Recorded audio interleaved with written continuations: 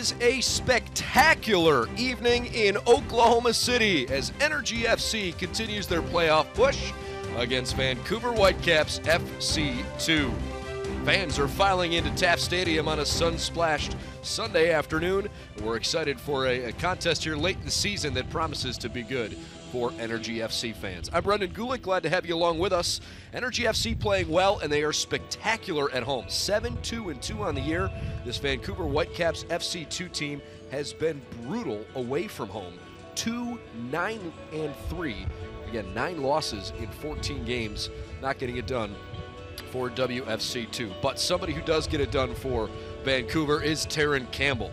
He's done a nice job converting on chances. That's not something we've seen a lot of here in 2017 from really anybody on Vancouver. It's been a tough year for them, although they have put some good things together. Campbell, definitely one of those guys they're going to rely on tonight. He actually did score in that game against LA last Sunday, a 2-1 win, but that is the only win for Vancouver in their last 15 games. On the other side, for Oklahoma City, well, they are definitely a more balanced team. Alex Dixon has played well for them this season. He is a big reason why they were able to beat the only team so far that's qualified for the playoffs, Real Monarchs SLC. Had 2 goals in that game back on August the 5th. And he's continued to play well, young midfielder from Bay City, Texas. So keep your eye on Alex Dixon as well. Energy FC looking for their 10th win of this season. Again, they love playing at home. They feel good about what they can do against Vancouver tonight. In terms of the starting lineups tonight, we'll give you a couple of highlights. Sean Melvin in goal for Vancouver. They have 3 guys on loan from the first team, Brett Levice, Marco Bustos, and Cole Seiler, who are up front, in the middle, and along the defensive backs in that order. Also keep your eye on Meyer Bevan, who's played well. And Patrick Metcalf makes his first start tonight for Vancouver. On the Oklahoma City side, a 3-4-3. They've been really good with that over the last 7 games or so. They will trust Jose Angulo up top and the veteran Cody Lorendi in net. We are just about ready for the opening kick. Playoff positioning on the line for Oklahoma City. Vancouver probably unlikely to get to the playoffs. Oklahoma City and Vancouver kicks off next.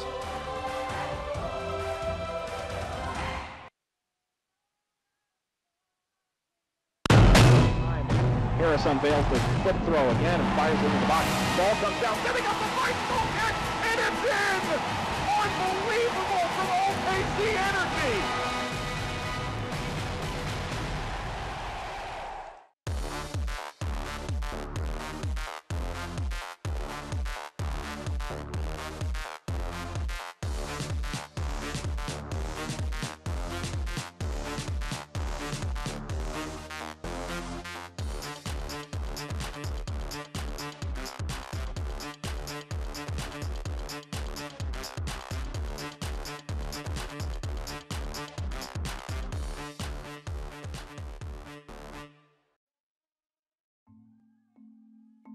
What if you could keep an eye on your business every hour of every day and know where your customers are at any moment?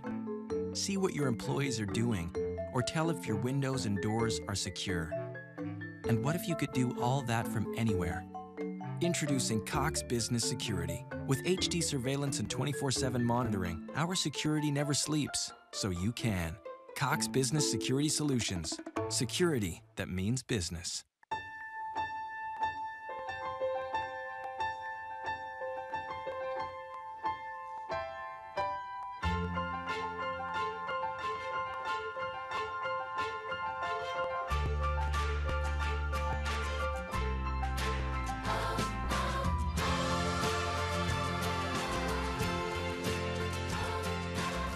Find out how a Mercy doctor can take care of you. At Mercy, your life is our life's work. Harris unveils the flip throw again and fires into the box. Ball comes down, setting up a bicycle kick, and it's in! Unbelievable from OKC Energy!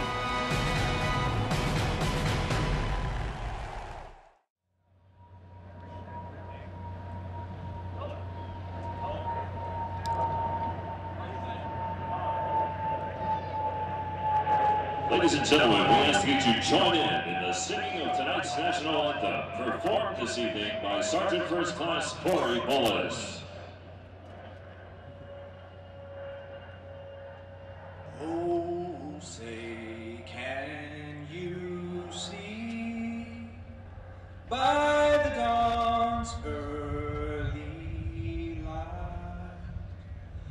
so proudly we hailed at the twilight's last gleaming, whose broad stripes and bright stars through the perilous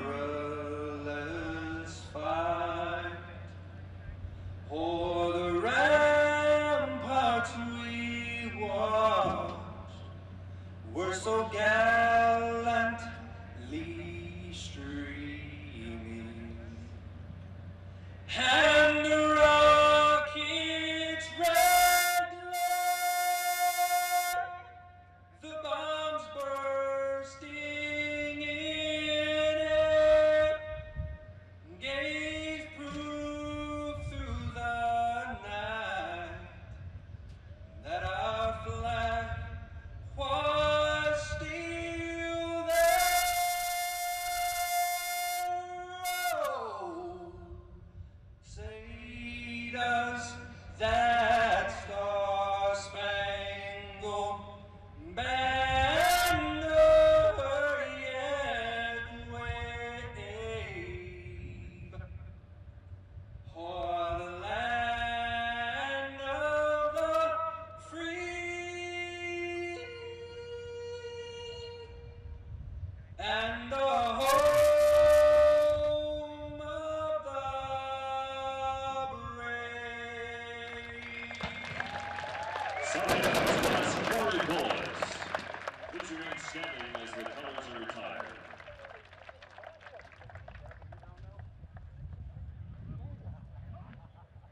Full rendition of the national anthem. We are just about ready for the opening kick between Vancouver and Oklahoma City. Again, if you joined us just before kick here and maybe missed the beginning of our pregame, Oklahoma City comes into today's game with basically playoffs very much front and center on their mind. They are currently just barely on the outside looking in the Western Conference of the USL, but given the fact that 7th-seeded Colorado Springs and 8th-seeded Phoenix are playing against each other, one of those teams is going to lose.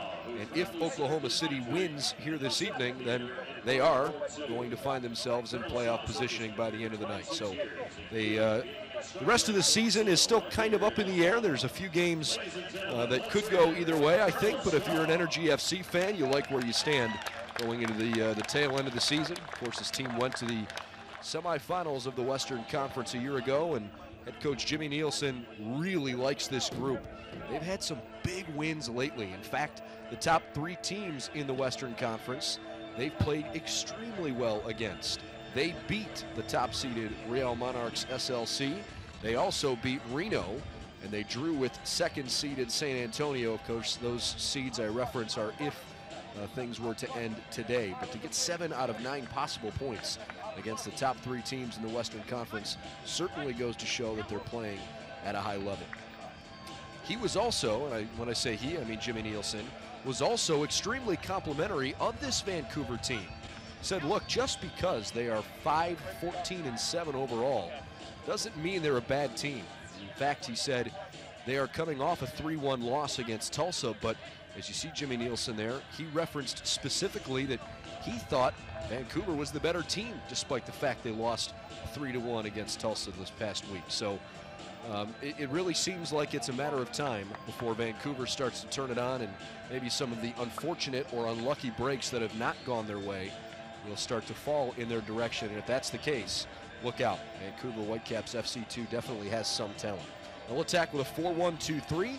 OKC Energy FC a 3-4-3, and that's something they went to about a month ago or so, and it seems like it's working very well. Jimmy Nielsen told us before the game what he wants to see is a group that comes out incredibly hungry. He goes, I want to watch this game back after the fact, and I want to see the fire in our eyes and in the way we play.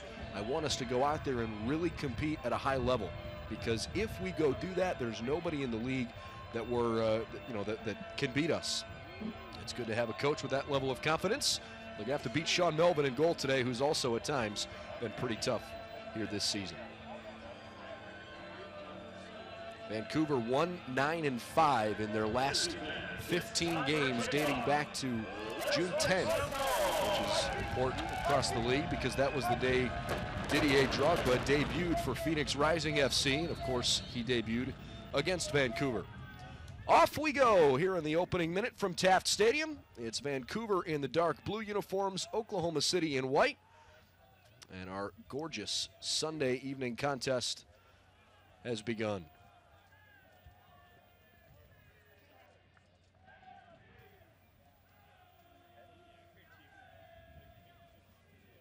On the far side of the field, we're waiting for a ball before it's thrown in. Again for Vancouver as they attack on that far side. Get everybody all lined up. It'll be Declan Winnie, Will Seymour, Cole Seiler, and Patrick Metcalf from left to right across the defensive line there. Marco Bustos, David Norman Jr., Michael Baldissimo in the midfield. Taron Campbell, who we spoke about pregame, Meyer Bevan, and Brett Levice will play up front for Vancouver. This one is headed back toward goal. Sean Melvin able to pull it in. On the other side, Jose Angulo will play the point in the middle, while Miguel Gonzalez and Alex Dixon flank him on either side. 4 midfielders for OKC FC. Kyle Highland, Jose Barril, Juan Pablo Guzman, and Richard Dixon. The four midfielders from left to right. Anthony Wallace, Cody Andrews, and Sam Fink all play across the back line with Cody Lorendi. This is Patrick Metcalf trying to make a push up the right side. Got a little bit of help. Levice lays it toward the middle. Little give and go, did not go back his direction.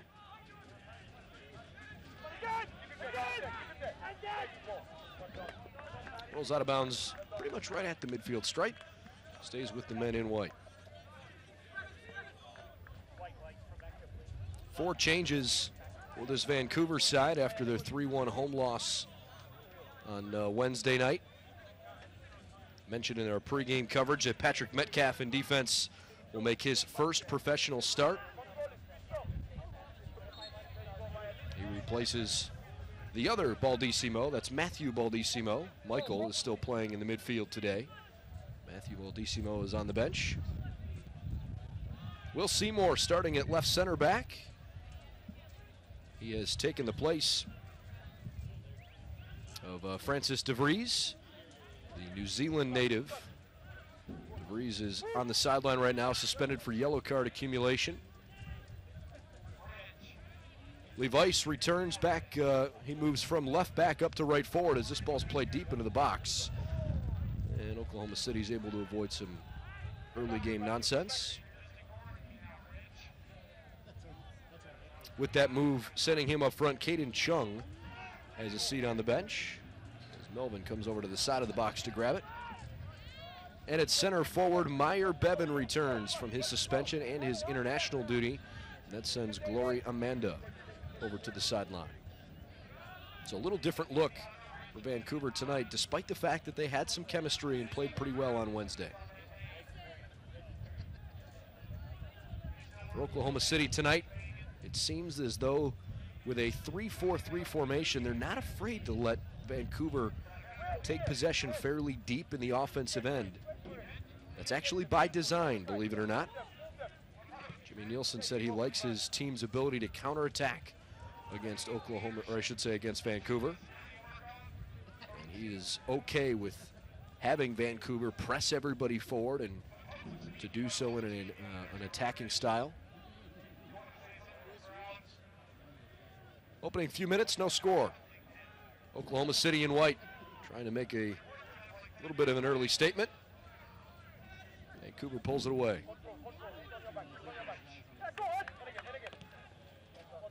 Turned about and knocked out of bounds by Kyle Highland on the near side.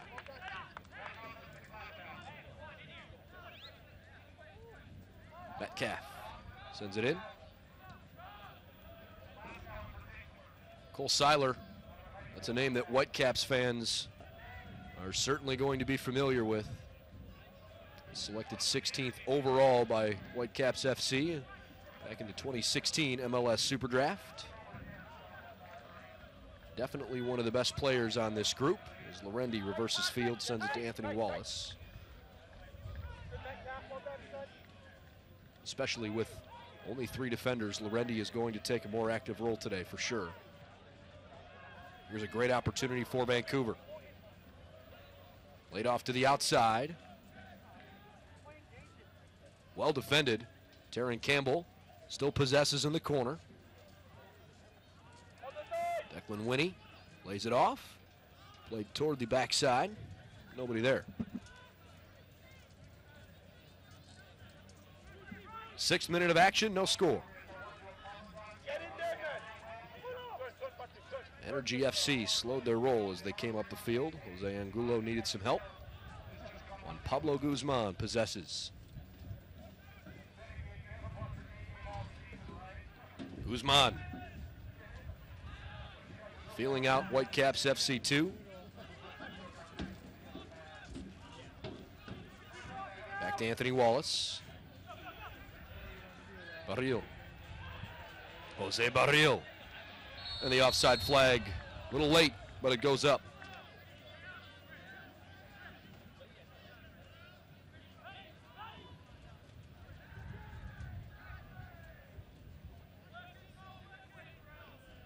So the offsides sends it back to Vancouver.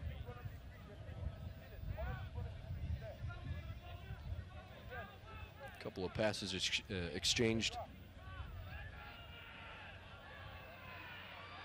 Melvin just decides, all right, I'll send it back to Seiler. By the way, our officials for today's game. Our head referee is Michael Kapp. His assistants are Ryan Cook and Wade Beall. 4th official today, Eric Bears.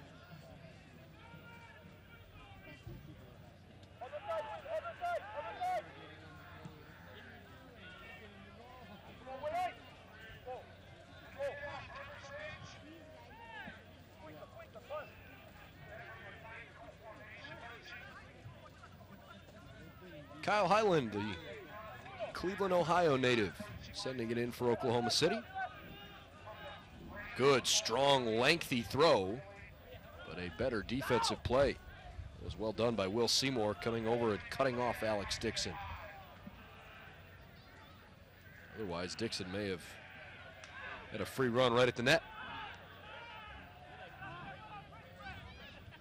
Angulo draws a throw in for his group. Nice crowd here on hand at Oklahoma City. Some of them standing behind the goal, as you can see. Many of them still filing in and finding their seats in front. Some happy kids. All kids eat free here this evening. I'm sure that's why many of them have come. Free dinner, what the heck. Nice takeaway, good defense. Barril able to take it back for a moment, and finally the whistle blows.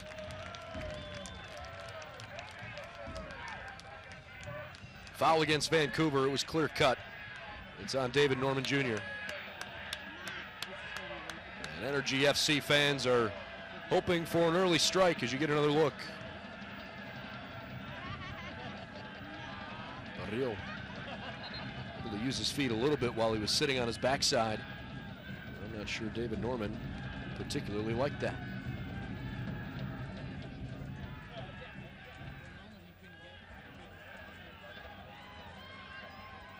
Miguel Gonzalez stands over it, rips a shot on net, it ricochets off the post. Just missed putting him in front.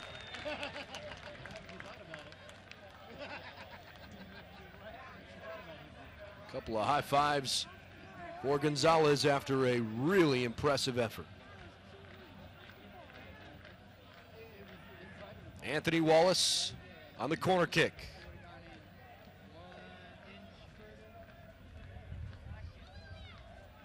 It's headed over the top of the bar by Alex Dixon. Another couple of looks here at that near free kick goal. Curled it just over the top of that group, and he nearly tucked it in the side of the net. That would have been an early USL Goal of the Week candidate. He had Melvin beat, but just couldn't put it in.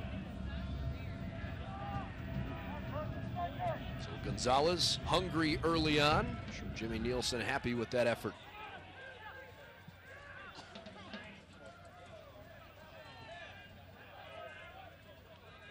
Throw in for Energy FC. Oklahoma City currently outside the top 8 in the conference, so they are still fighting for playoff positioning, but really until the season comes to a close, they're not too worried about that, knowing they control a lot of their own destiny. Tipped into the middle, and another great opportunity. It was Juan Pablo Guzman looking for Angulo. Ball goes out of bounds. Angulo, Guzman, Dixon, Gonzalez, Barril, all very active in the early going as Cody Andrews presses up from the defense. Because of his big stature, they want to put him up near the goal if possible. Long throw in from Kyle Highland goes into the box, and it's cleared away. Patrick Metcalf sends it out. Meyer Bevan.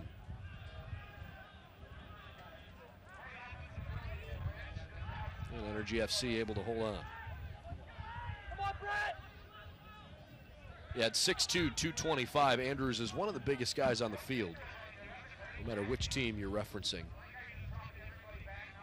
So you certainly want to put him in positions where he can help you out.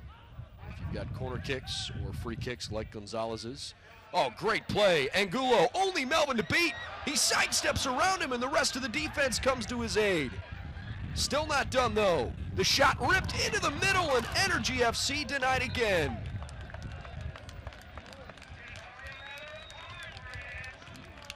Whitecaps FC 2 living on borrowed time early on. Angulo had beaten Melvin, but a lot of credit to Declan Winnie and then the rest of WFC2 for coming back and clogging the middle. Great kick save. Okay, here's Anthony Wallace with the left foot, headed toward net, and Melvin is there. Off Cody Andrews, and Sean Melvin makes a big save. Energy FC fans are ready to explode. It just hasn't quite gone in for them yet.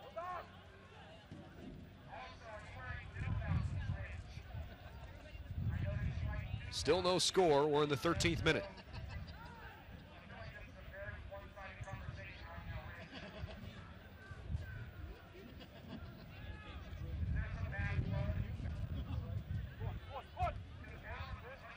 Not a bad idea for Vancouver here, trying to just play possession soccer. Up the far side, Winnie pressing ahead a little bit. Played back to Norman in the middle. And OKC Energy figures out a way to let it slip through. Richard Dixon waiting to throw in.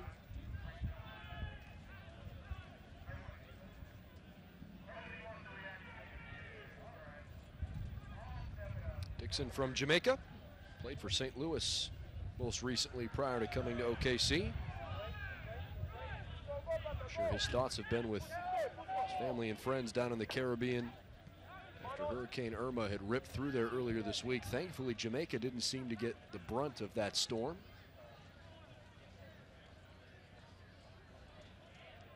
Throw in coming for Energy FC. It feels like an appropriate time, since we've brought that up, to say that our thoughts and prayers are with all of those who are going to be affected by Hurricane Irma and who were affected within the last couple of weeks by Hurricane Harvey. As a league, we encourage you to donate to the American Red Cross. Hope you can do your part to try and help your fellow Americans recover. Of course, the USL's league office is in Tampa, and it looks like Tampa over the next couple of days is going to take a pretty strong whack from this hurricane. So to all that are still down there and maybe watching, good luck and be safe. In the meantime, Energy FC's next home match is Sunday, September 17th at 5 p.m. It's a full night with $2 beers, and kids eat free. First 2,000 fans through the gates earn a green mohawk absolutely free. Tickets are available by calling 235-KICK. I'll tell you what, there's a couple of green and white mohawks in the front of section 19 today, and they are wacky, but they're fun. And you can have a Green Mohawk for free if you come out here next Sunday, 5 p.m. Hope to see you then.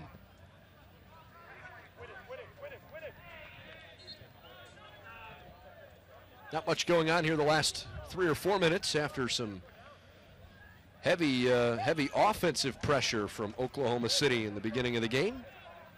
We are in the 16th minute. That through ball was not touched, and it rolls across the end line.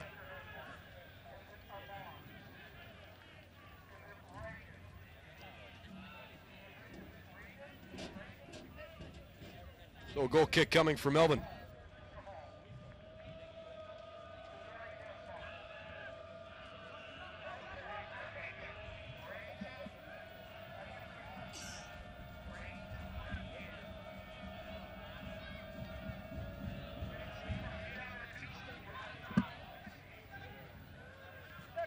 Good little battle at midfield. Energy FC take it away. Barril needs some help. Flips it over to Highland. Good control.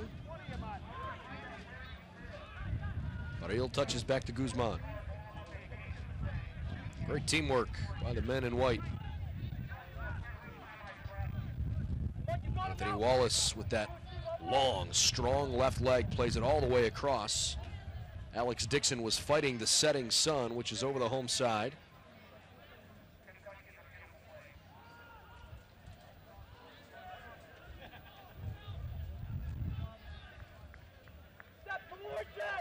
Back to Wallace once more. This time a little shorter, played toward the middle. That's over Angulo's head. And a foul whistled against him. Winnie, Seymour, Seiler, and Metcalf have been pressured a lot here in the beginning of this first half, but they're hanging in there. Best chance on goal so far came from Miguel Gonzalez on a free kick in the 8th minute. There's also a header off a corner kick from Cody Andrews that was caught on the fly right in Sean Melvin's gut. He just put his hands right there and grabbed the ball. Sucked it in. No doubt OKC FC has come with some early pressure. Throw in coming for Richard Dixon.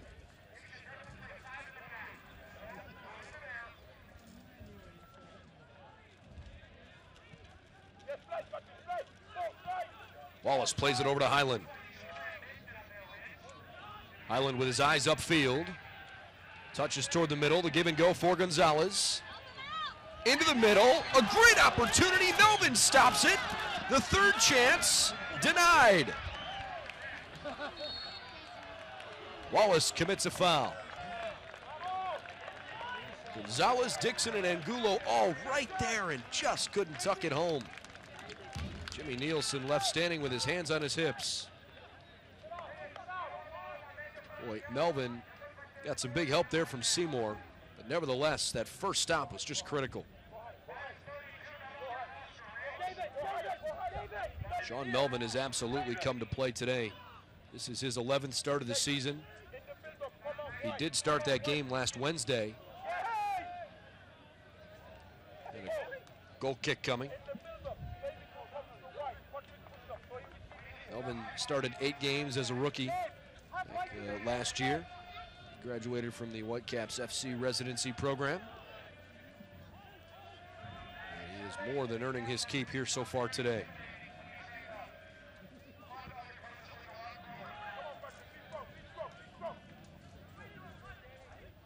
Rich Fagan is, for the most part, just kind of sat on the sideline so far.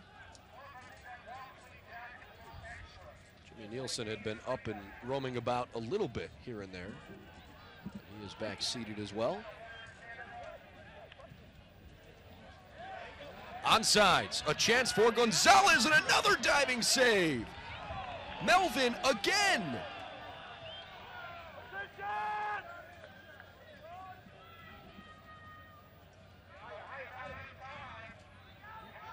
Sean Melvin just stealing the spotlight here in the first half with incredible save after save. Norman tried to sling it through the middle, but those four midfielders packed in pretty tightly, all back there helping out. Angulo wants to start another attack. The idea with playing a 3-4-3 is that you want to be able to hurt your opponent when they turn the ball over, because you've got numbers ahead. Oklahoma City has certainly been the more aggressive team in the early going. Lorendi's hardly gotten any touches. In the middle, Barril. And that one popped off his foot. Elvin easily there that time.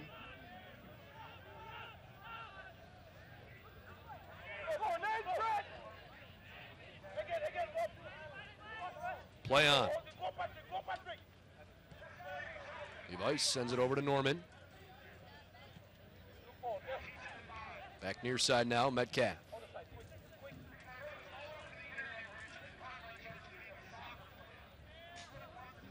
Seiler, Seymour, and Winnie all touching. Taron Campbell on the give and go. Has a great look. Lays it off for Winnie, but he's cut off by Sam Fink. And Oklahoma City has a goal kick.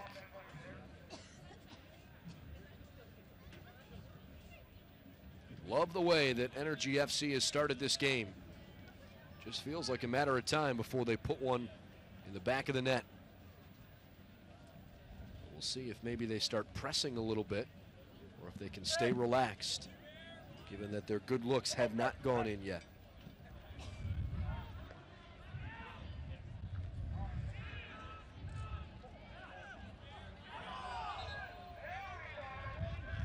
A foul gives it to OKC and a free kick.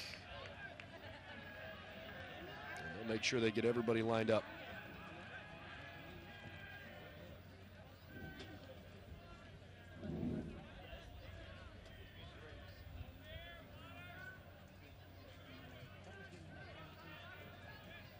Not a surprise to see Anthony Wallace stand over the ball, but Miguel Gonzalez is there as well. And they're both capable of putting one in here.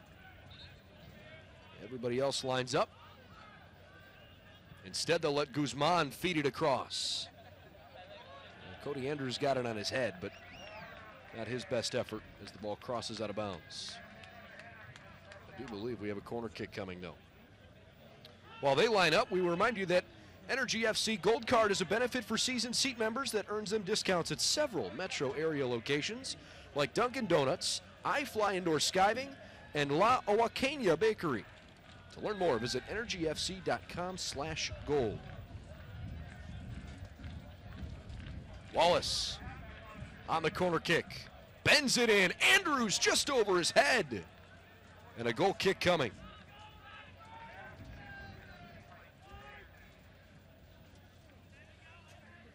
Energy FC have had so many close calls here in the first half. And admittedly, Cody Andrews has been right there for most of them.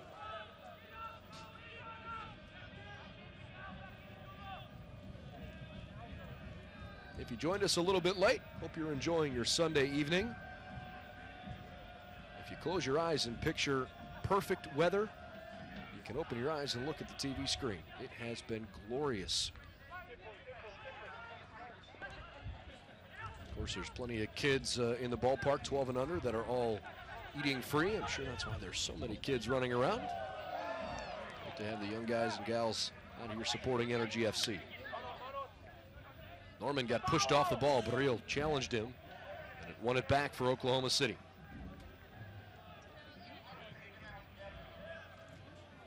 Onsides, and an easy tackle called on Vancouver. Alex Dixon got a mouthful of turf as Declan Winnie got his legs tangled up with him.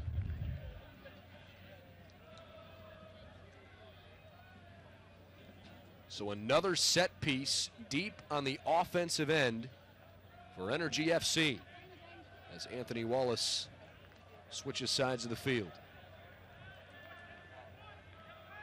Alex Dixon, you could see him walking away there. He appears to be all right. Sun is setting in the middle of Oklahoma, but the lights are not yet on at Taft Stadium. Wallace raises the arm. Low into the box, it's headed away, and a corner kick coming off of Cole Seiler of Vancouver.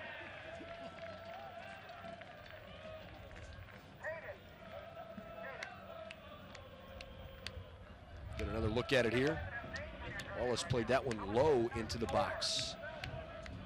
Seiler was right there next to Gonzalez, but went off of the Whitecaps.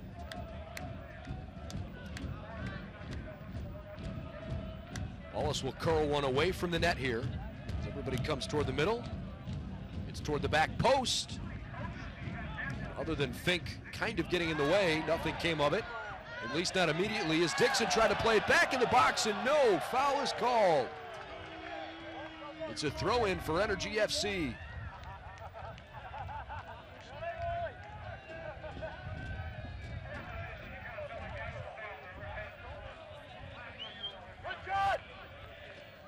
Kyle Highland with probably the strongest throw on the team.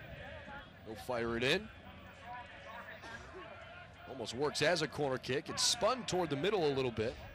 Footed down for a moment by Dixon. And here come Whitecaps FC 2. Nice evasive move by Levice. Go in for the men in blue.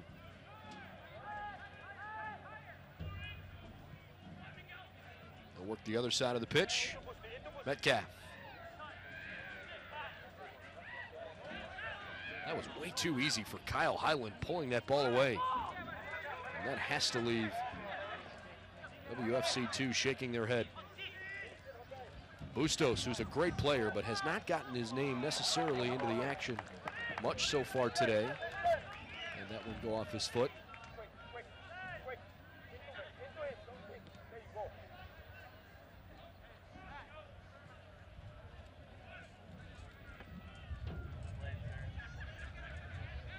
Good challenge in the midfield, play on, and the whistle blows. Not worthy of a booking, but a conversation at least. And Sam Fink was told no more.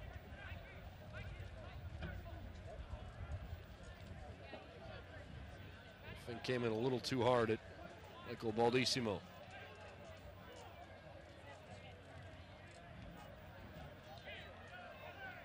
Bustos, Levice, David Norman Jr. all standing over there.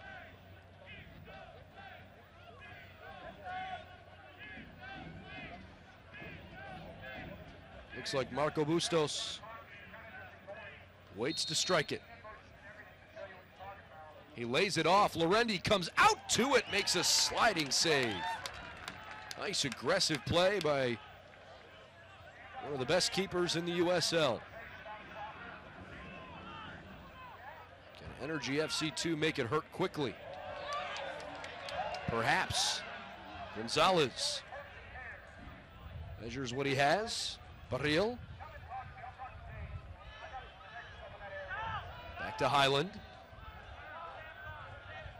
Juan Pablo Guzman. In a backward direction.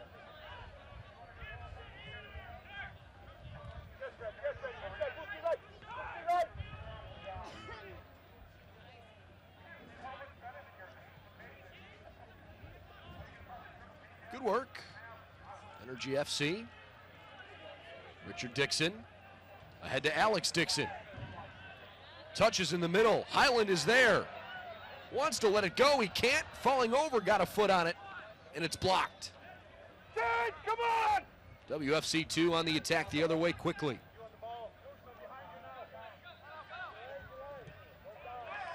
Bustos had it pulled away. Jimmy Nielsen applauding with approval.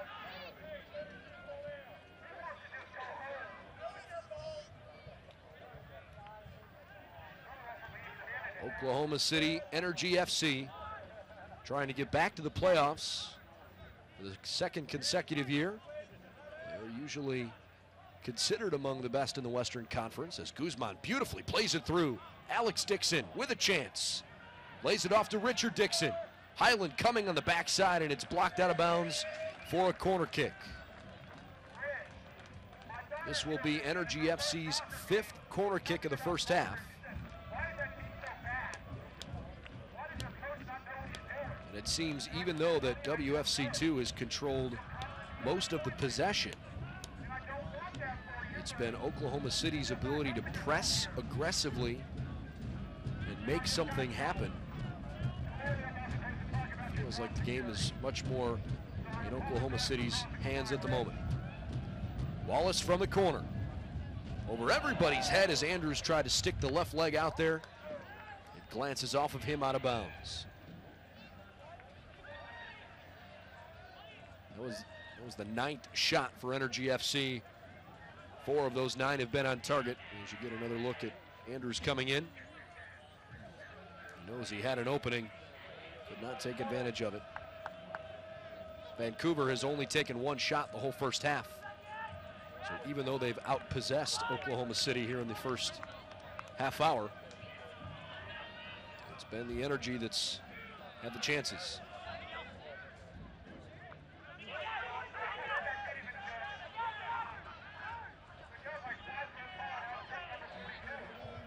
Dixon in the middle, finds Angulo, who taps it forward. Gonzalez rips a shot, and it's just wide left. How many times are Energy FC going to narrowly miss the no?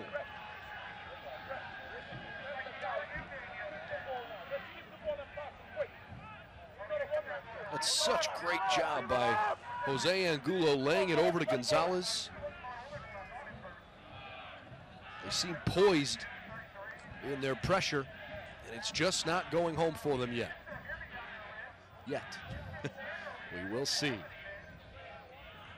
Meanwhile, if you're Vancouver, you have to feel awfully confident in the way Sean Melvin has played so far.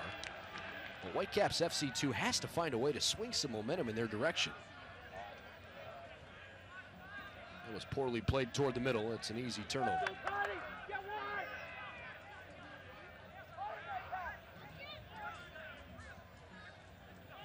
Melvin lays it ahead. Barril taps back to Guzman, and now to Wallace.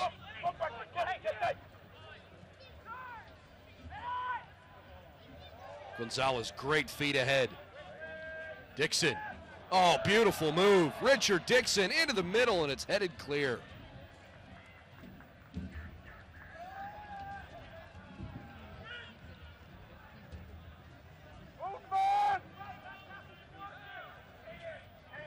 Alex Dixon played off the ball.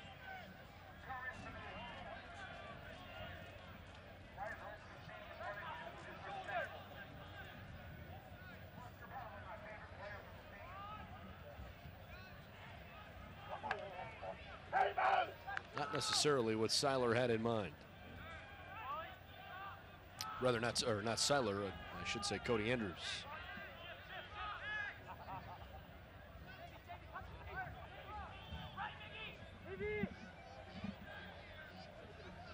An entertaining first half in Oklahoma City with Energy FC on top in the shots column. But at the moment, we are scoreless. Maybe changing here. WFC2 into the middle, and Andrews got in the way. Campbell lets it back toward the net, but over the head of his leaping teammate up front, Levice.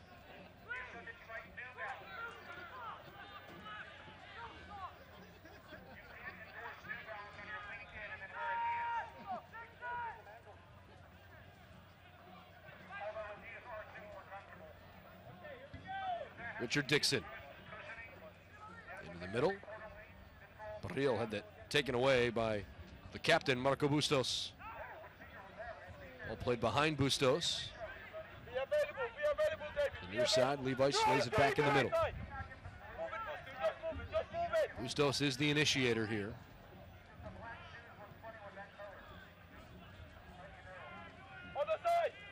Norman. Left foots it too slowly. It's a poor pass and a turnover. How quickly can Energy FC counter as Metcalf races back to help defensively? Miguel Gonzalez. Didn't put enough on it as he tried to cross the pitch, but he's able to race after his own mistake. Just about 10 minutes left prior to stoppage time here in the first half.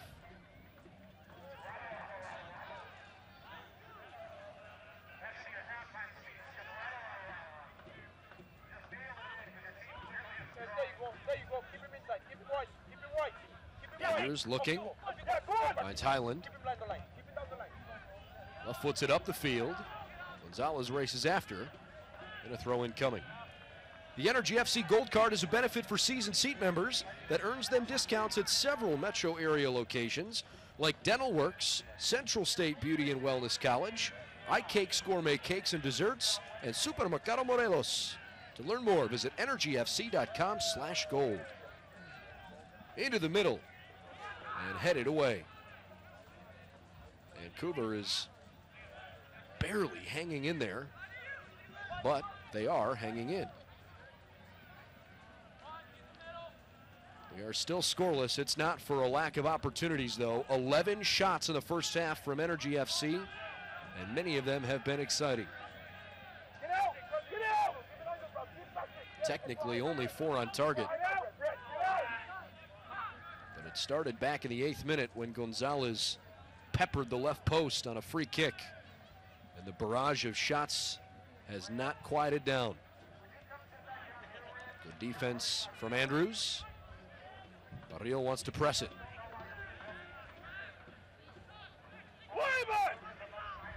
Nice takeaway as Baldissimo lays it ahead for Campbell. It's a throw in though for the Energy.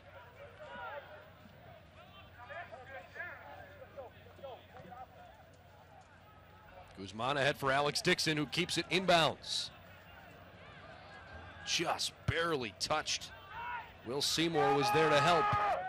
They were looking for Angulo, who was unabated to the net.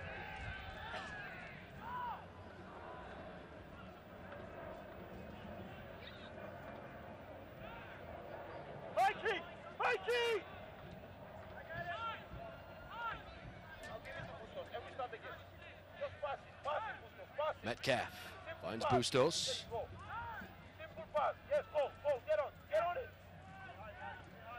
Metcalf, I mentioned, is making his first pro start. He has not played since July 29th at Orange County. He's had a couple of substitute appearances this year. This one finds Campbell's feet, but pulled away by Richard Dixon. Very well defended. Look at Dixon's footwork. Barrio back to Guzman. Patrick Metcalf was a member of the BC Soccer Provincial Team program at the U13 and U15 levels. He actually started for Whitecaps FC in the 2016 U18 Academy Championship Final. Metcalf just 18 years old from Richmond, British Columbia. Highland tries to head this one ahead. Gonzalez fouls. Back to Vancouver.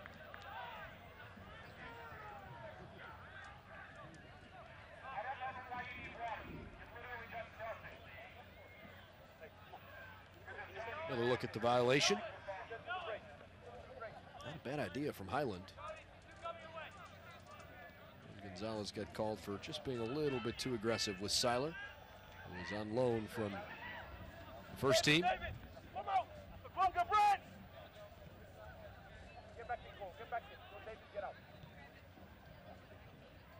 Looking for Campbell, and Dixon just slickly pulls it away.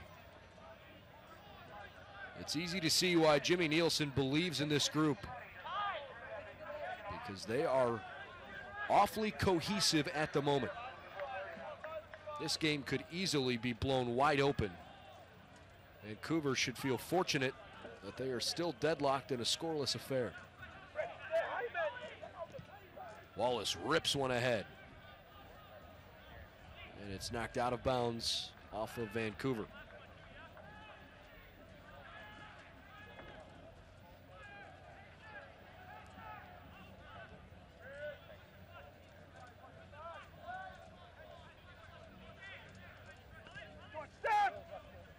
Andrews. Back over to Fink. Alex Dixon plays for Richard Dixon. This is Richard Dixon centering over Highland's head. Barril keeps the play alive. Anthony Wallace looking for a place to attack. He chips it ahead, gets the give and go, rips the shot wide left.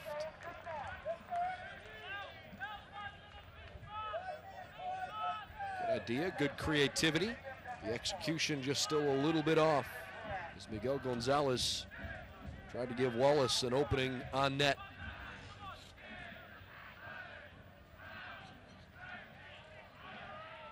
Less than 5 minutes remaining before stoppage time in our first half here this evening.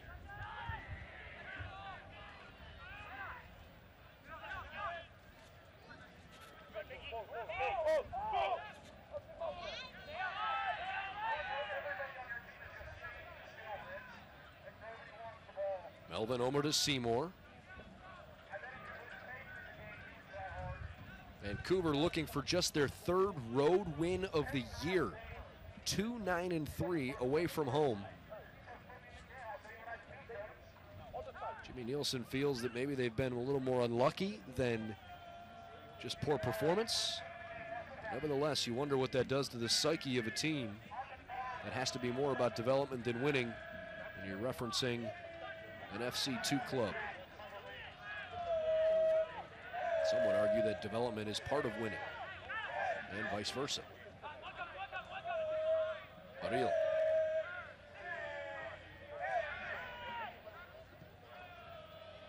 Great idea, but a better executed defensive play by Levice to step in there and pull it away.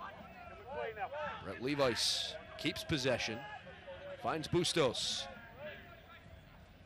Oh, beautiful through ball. Back to Levice. Lays it off for a moment. Bellissimo to the far side, touched into the middle and an opening, and finally Lorendi gets into the action on the one-hop save. How quickly can Energy FC come up with an opportunity here? The flag goes up and it's ruled off. I should say it's ruled a foul. Jimmy Nielsen did not like it as play quickly continues. He thought his team had the advantage and he didn't want the slowdown. Want to look at the opportunity on net. It was basically initiated the entire play up the field by Levice, just flat out wanting it more.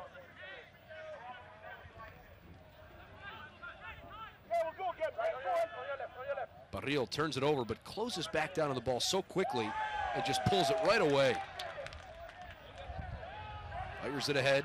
Angulo with some help. Richard Dixon, a chance. Alex Dixon tips it off a defender. Seiler knocks it out of bounds.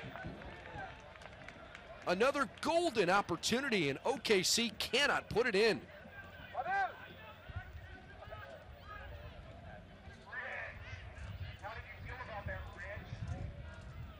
Throw in coming for Richard Dixon.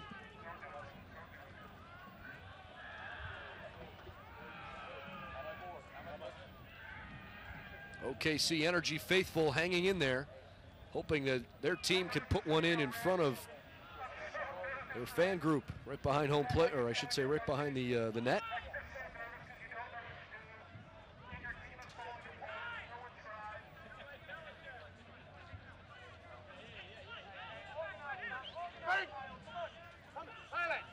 Barril.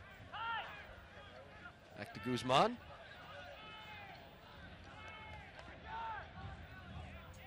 Wallace has switched over to the right side of the field. Low into the box. Vancouver gets in the way once more. Energy FC Gold Card is a benefit for season seat members that earns them discounts at several metro area locations like All-American Roofing, Abel's Mexican Restaurant, MV's Seamless Guttering, Latino Supermarket, and Cotner Law Group. To learn more, visit energy.com/gold.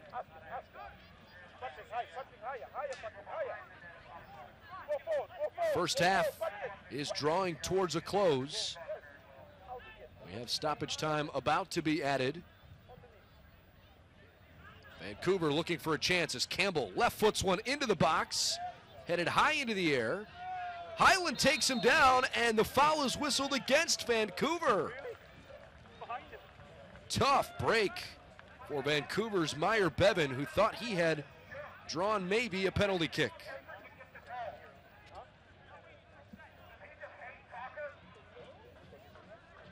Ladies and gentlemen, the fourth official on the sidelines indicated there'll be a minimum of 0 minutes of added time in the first half. 0 minutes. We are not anticipating any stoppage time added, as our midfield official just put up the 0 sign, and that's that. So our first half comes to a close scoreless, but this feels like basically an affair heavily tilted in Oklahoma City's favor. They outshot Vancouver 12-2 in the first half, and yet the only two numbers that matter are the 2 zeros on the scoreboard. Fans are enjoying it, having fun with your beverage of choice. Highland and Dixon discussing how to make the ball actually go in the net in the second half, because they had so many chances and just couldn't put it home. We'll see if the Energy FC can come out rejuvenated in the second half, or maybe if their frustration gets the better of them. We'll find out. So much ahead of us. We'll have our halftime coverage coming up shortly. It's Vancouver 0 and Oklahoma City 0, halftime here at Taft Stadium.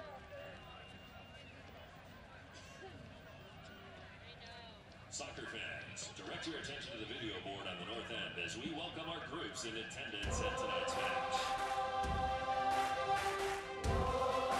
Couple of first half highlights here as we go toward break. Cody Lorendi didn't see much action.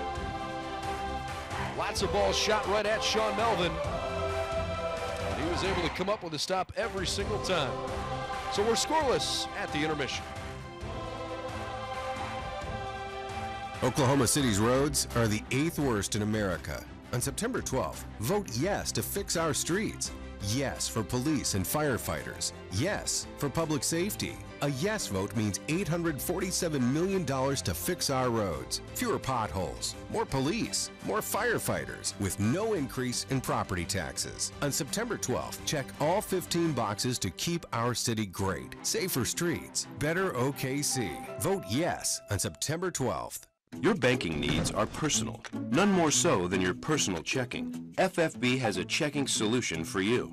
Like FFB's Debit Card Rewards, which earns you points with every debit card purchase. Points for travel, hotels, restaurants, or merchandise from your favorite stores. And as always, you'll enjoy FFB checking perks like mobile deposit, online bill pay, and free ATMs worldwide. That's a lot of punch packed into a little plastic.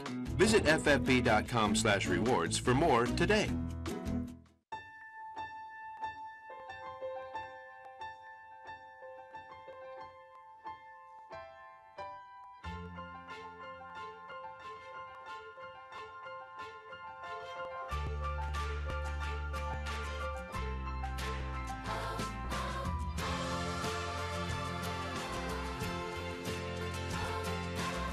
Find out how a Mercy doctor can take care of you. At Mercy, your life is our life's work. What if you could keep an eye on your business every hour of every day and know where your customers are at any moment? See what your employees are doing, or tell if your windows and doors are secure. And what if you could do all that from anywhere? Introducing Cox Business Security. With HD surveillance and 24/7 monitoring, our security never sleeps, so you can. Cox Business Security Solutions. Security that means business.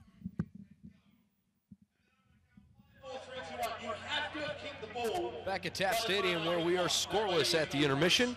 Vancouver and Oklahoma City have put on a good show so far, but no goals to tell you about of yet. Well, Energy FC players recently completed another visit with their sidekicks at Heyday in Bricktown. And Energy FC digital reporter Brent Skarkey shows how the program continues to impact the lives of the athletes as well as the Energy FC players.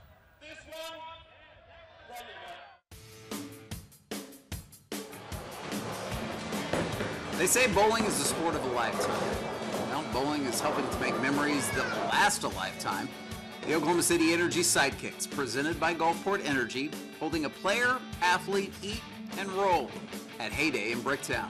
Oh, it's craziness here. It's absolute fun. We're having hysterical laughter. We're at Heyday. It's the Energy sidekicks. Obviously, that's the players from Energy FC and also their sidekicks that could be part of Special Olympics Oklahoma, could be part of Oklahoma Autism Down Syndrome Association of Oklahoma, or also Top Soccer. They're here at Heyday. We've worked with Heyday. They've generously given the space. We're bowling. And when I say we're bowling, now that's a Special Olympic sport. So we've got competitive players and also competitive athletes. They're playing together. The scores are very tight. In fact, there's one or two of our athletes that are unbelievable at bowling. So they're out there as well. There's Smiles. Gulfport Energy are here as well. They're helping out. The whole group's together.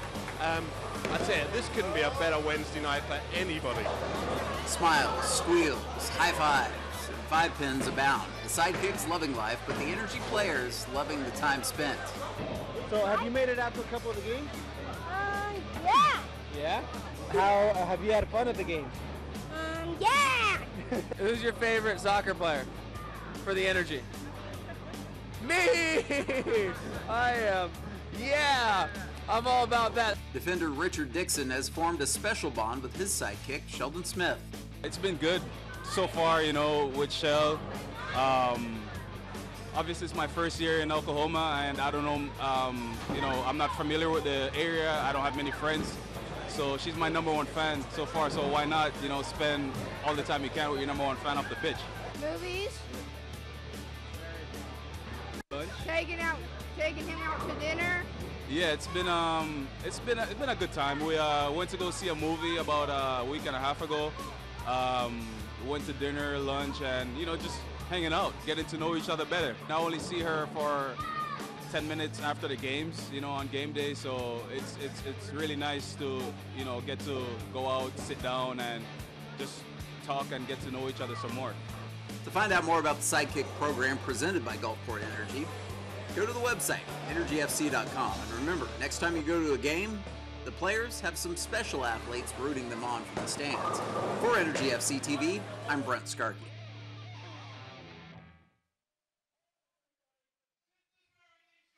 That's great work, Brent, and very cool that the Energy FC players are so involved in the community. Great to see them with lots of their young friends.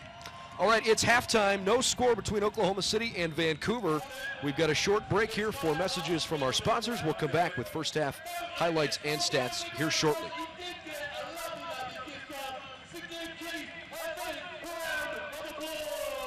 How can I help my daughter with her reading? Searching for help with Dachshund Reading. Why do you not get me? I do. This is what it feels like for kids with learning and attention issues. Redirecting to understood.org. Join parents and experts at understood.org, a free online resource about learning and attention issues to help your child thrive. I'm a retired school psychologist, and helping people was my thing. I was very independent and thought I could take care of myself. I fell and I had to have Meals on Wheels. After my stroke, when Meals on Wheels started, I was on the other end of the stick, so to speak. Meals on Wheels, coming to my door as someone who's housebound, having someone check on me, assures me that I'm not forgotten. Meals on Wheels has given me a mode of freedom that I wouldn't have otherwise.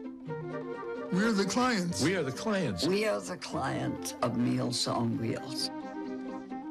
America, let's do lunch. 1 in 6 seniors faces the threat of hunger, and millions more live in isolation. Drop off a hot meal and say a quick hello. Volunteer by donating your lunch break at americaletsdolunch.org.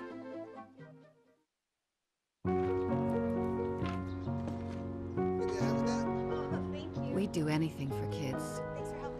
Yet 1 in 6 children in the U.S. struggle with hunger. Help end childhood hunger near you. Learn how at feedingamerica.org.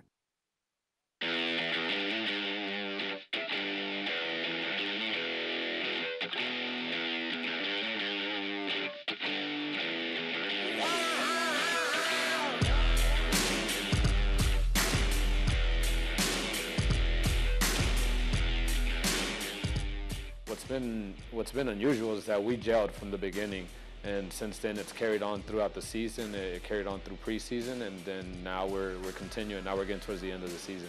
Yeah, when the group got together down in preseason and we were training with the first team, we were kind of just looking around like, yeah, we got a good squad, you know, like when we get back and it's just the Monarchs, we have a team that could do something really special. And so having that time together in preseason and pushing ourselves against RSL and against the first team guys was a great experience and opportunity, and kind of gave us some bonding heading into our season, and we knew we had a special group.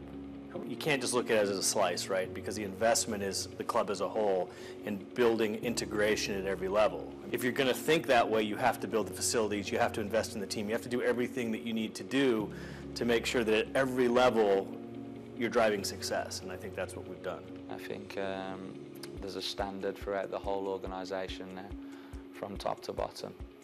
I think with the new facility, that's only going to increase the level, only going to increase the standard and the quality of everything within the club. Purpose-built for USL. It'll be a fun game experience. It'll be a nice place for them to have a home field, and it'll be right at the training facility, which will be great. This is the next step, obviously, with the academy being there, the Monarchs will be there, the first team will be training there. But this is unlike anything else in the USL, and I think it's going to be a big game changer for us. And so now to have a home place that's not going to be as big, but it's going to be just as full, it's going to be incredible for the team. But for the Monarchs, it'll be great because we're getting on average 3,000 fans or so, and I think it'll be even more next year as the Monarchs continue to improve and kind of set the standard in the USL. The players' goals have evolved as the season has, and their expectations have got greater. And I think they now understand that until we have a USL championship, they haven't aspired or they haven't reached the goal that we ultimately want. Oklahoma City and Vancouver deadlocked in a scoreless game. Come back next Sunday, you can get one of those Mohawks for free. Those are pretty cool. Gotta figure out where I can get one.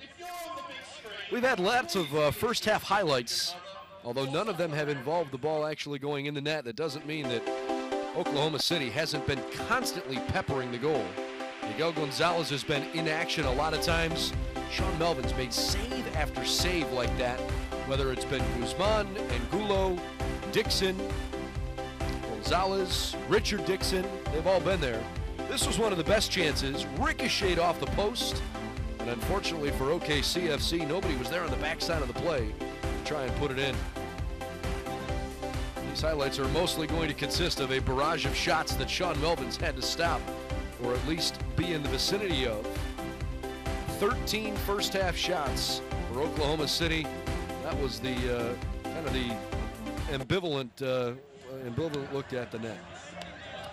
So no score here at the half. When we come back, we'll give you some first half stats, and the second half action will be just shortly underway after that. Back in a moment from Taft Stadium.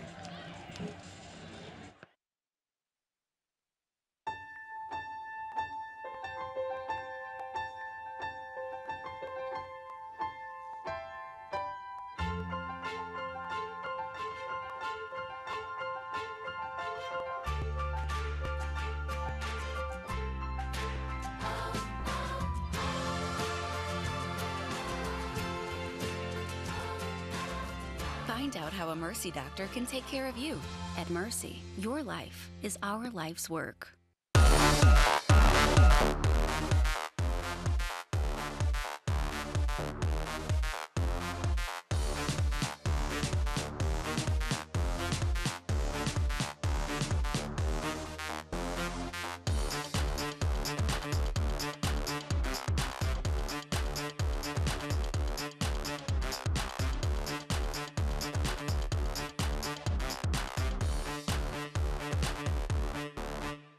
Your banking needs are personal, none more so than your personal checking. FFB has a checking solution for you.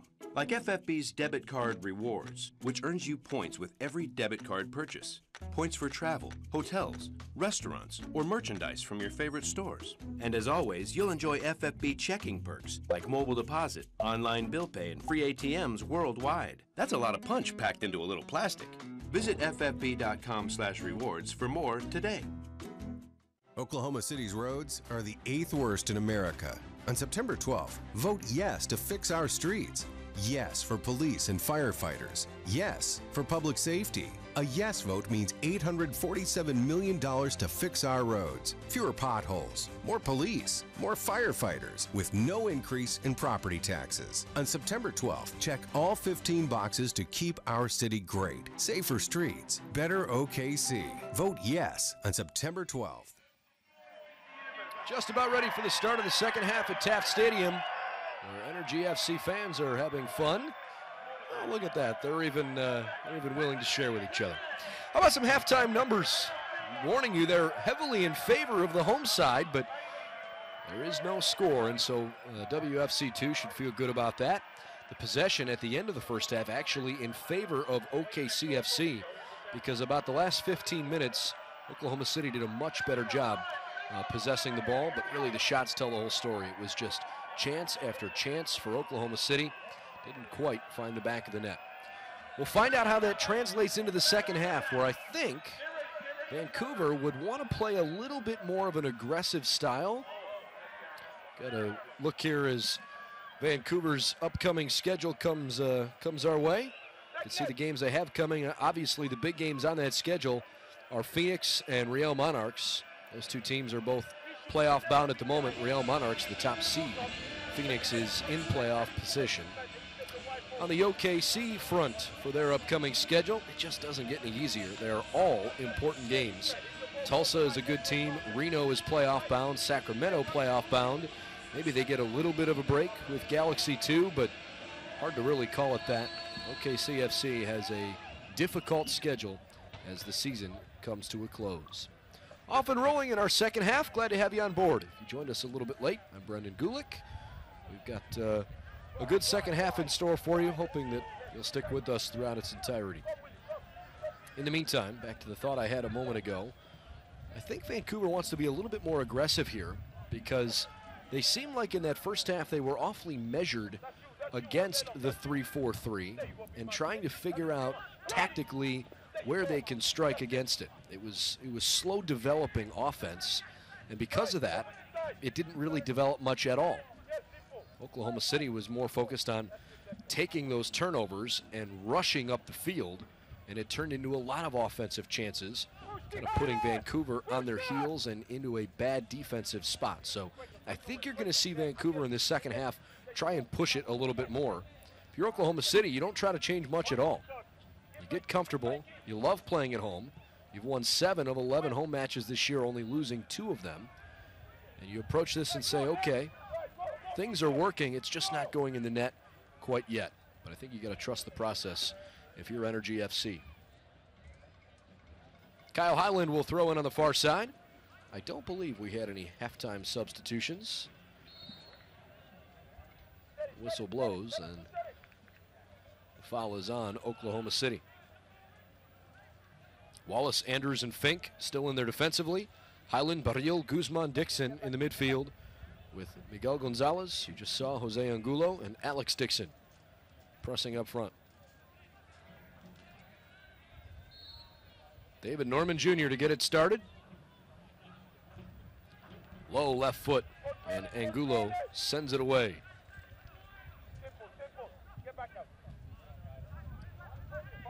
Declan Wynn.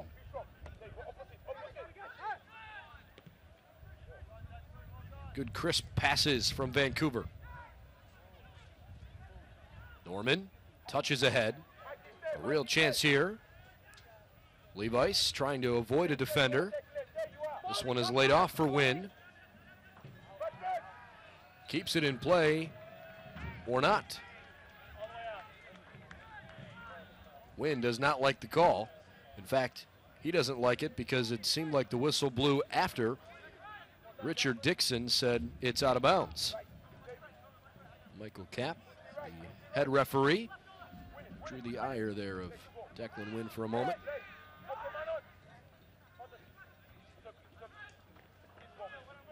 Nice save by Will Seymour.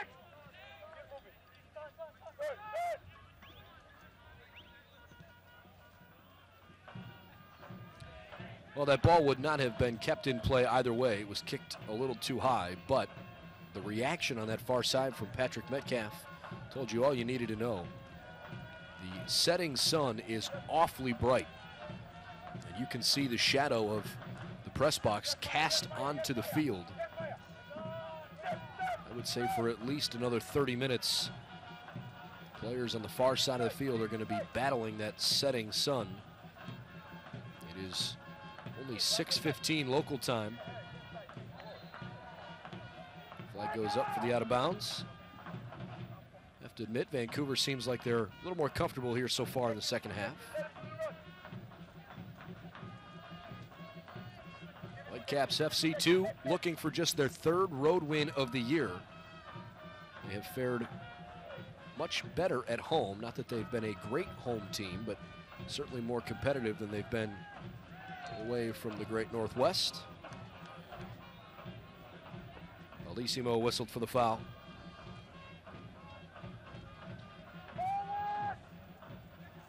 Anthony Wallace waving everybody ahead.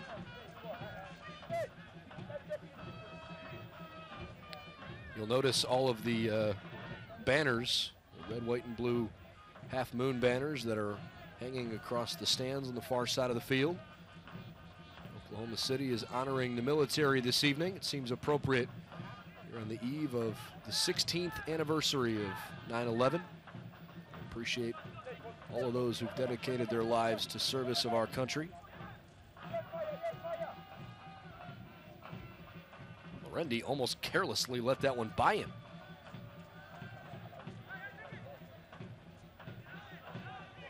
Alex Dixon.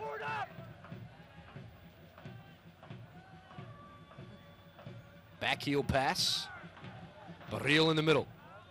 Looking for an opening. Instead, tried to pass to the far side. Looking for Highland. Vancouver got in the way.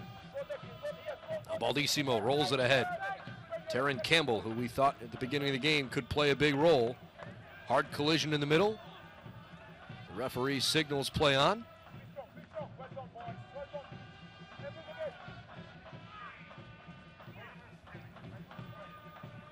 Vancouver throws in.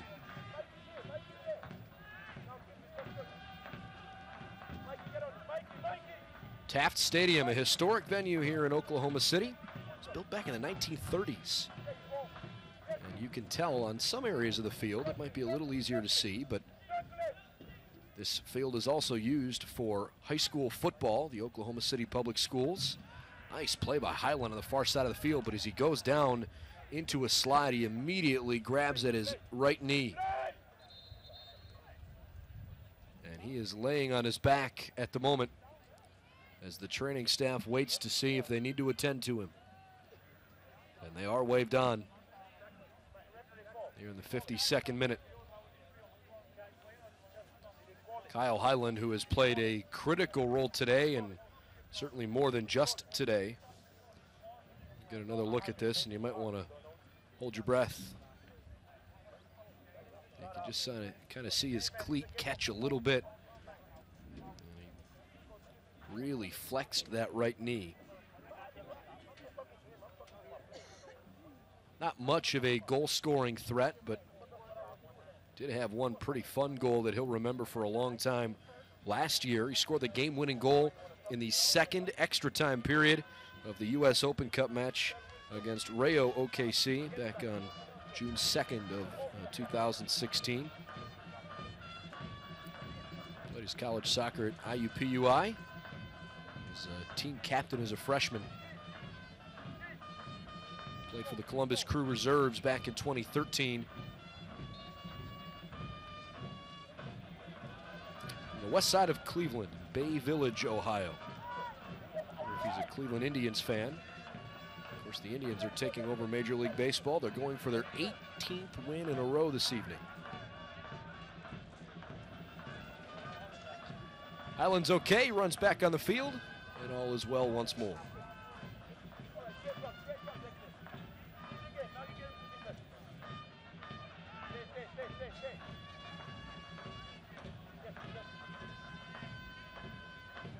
Norman lays it back to Melvin. Anyways, the point I was making a moment ago, right before Highland went down with that brief injury. This is a field that was used back almost 85 years ago. It was built back in the 1930s. This one rolls out of bounds.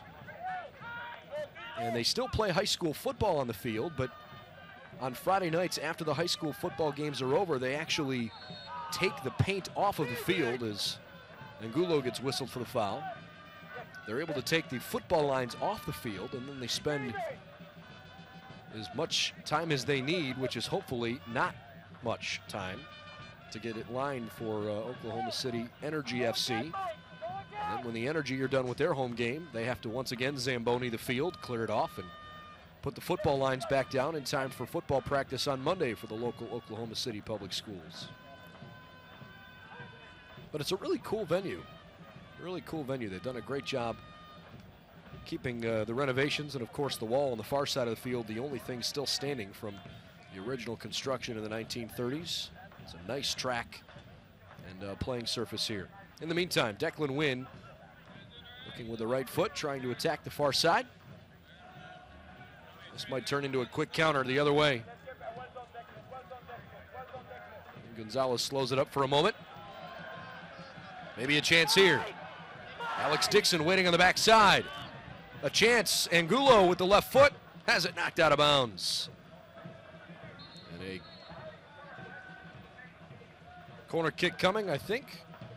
But first we have a Whitecaps FC 2 player down on the far side. And that is Patrick Metcalf.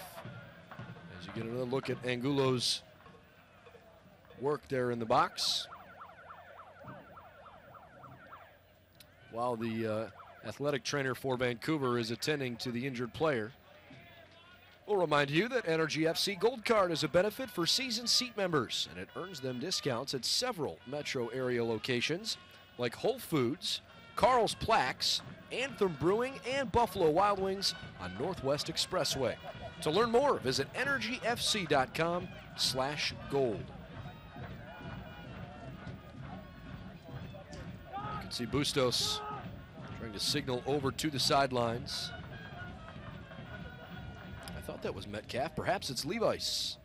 It is. It is Brett Levice, who is struggling to get back to his feet on his own.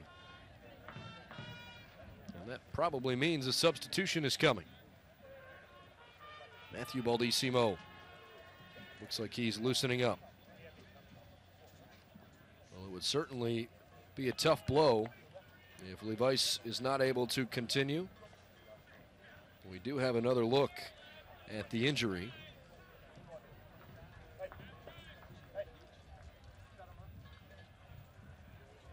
You can see he came up limping. I think he may have accidentally stepped on the back heel of one of the Energy FC. It's good to see him walking off the field under his own power, but you could see right away he came up hobbling.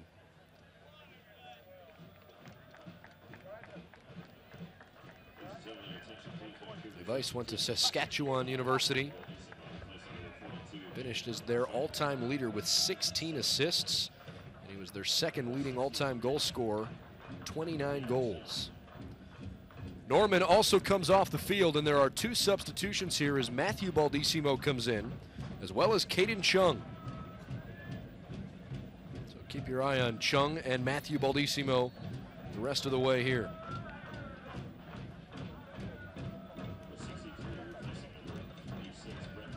Caden Chung, a defender. Imagine he'll play back on the corner kick. It's headed toward the net, and a tremendous save by Melvin. Andrews wonders what in the world he has to do to put it in. Check this save out.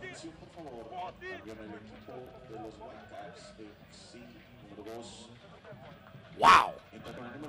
That might be the save of the week. Wallace lines up again.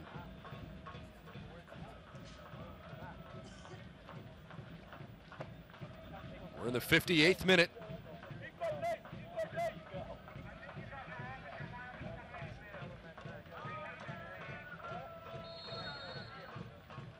Another corner kick.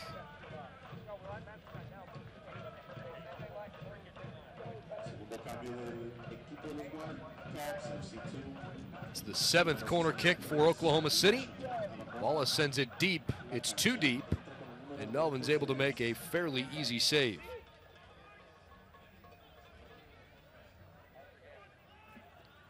So Vancouver dodges some early second half offense.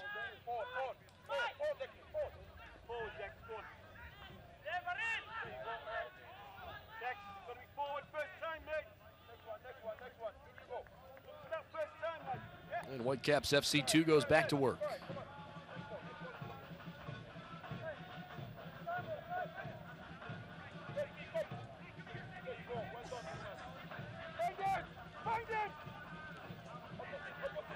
Back and forth they touch it.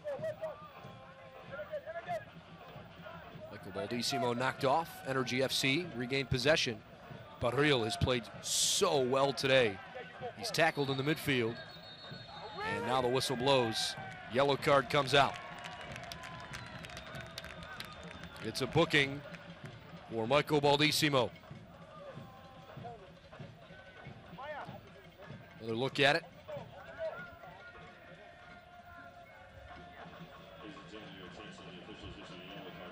Perhaps it was just before the replay started when Michael Baldissimo tackled Jose Barril.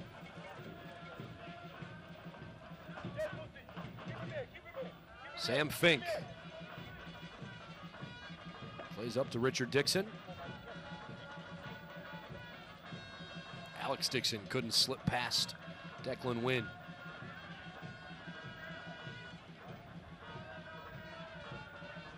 I wonder what's going through Jimmy Nielsen's head at the moment as he sits patiently on the sideline and waits to see his team put one in the net. Alex Dixon tried to generate some offense quickly. When Pablo Guzman plays toward the middle, this is Barril with space. Dixon plays over to Richard Dixon, who rips it, and a corner kick coming.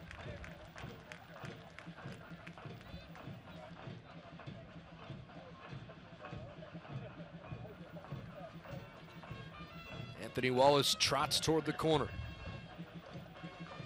Oklahoma City needs to come up with a win. They are right there in the USL Western Conference playoff race.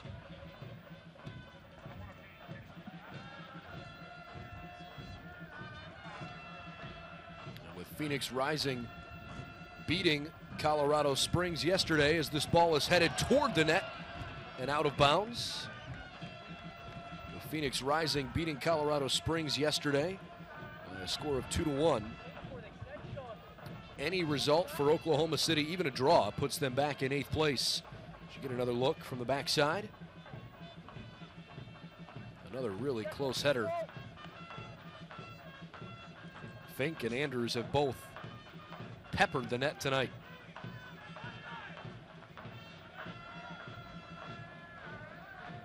Haven't seen a cloud all day in Oklahoma City. It is unbelievably beautiful.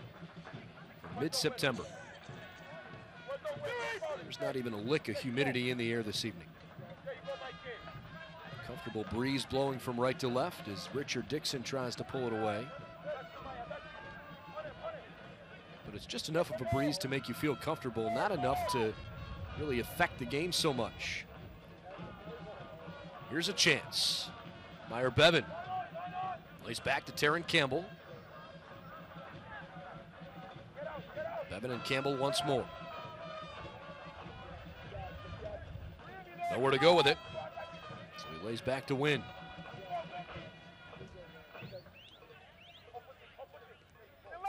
I'll try the other side. Cole Seiler. Into the middle. Baldissimo. Far side in Metcalf. Throw in coming.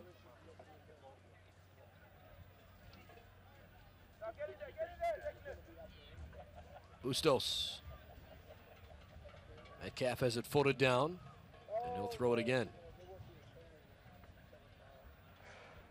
0-0 affair between two teams that right now are playing on an uneven playing field. It's been all Oklahoma City tonight. Michael Baldissimo in the middle. He was carded a few moments ago. Only booking we've had in the game. Couple of touches into a great spot. Bustos lays back to Baldissimo, who rips a left-footed shot. Diving stop by Lorendi, and he is pumped up.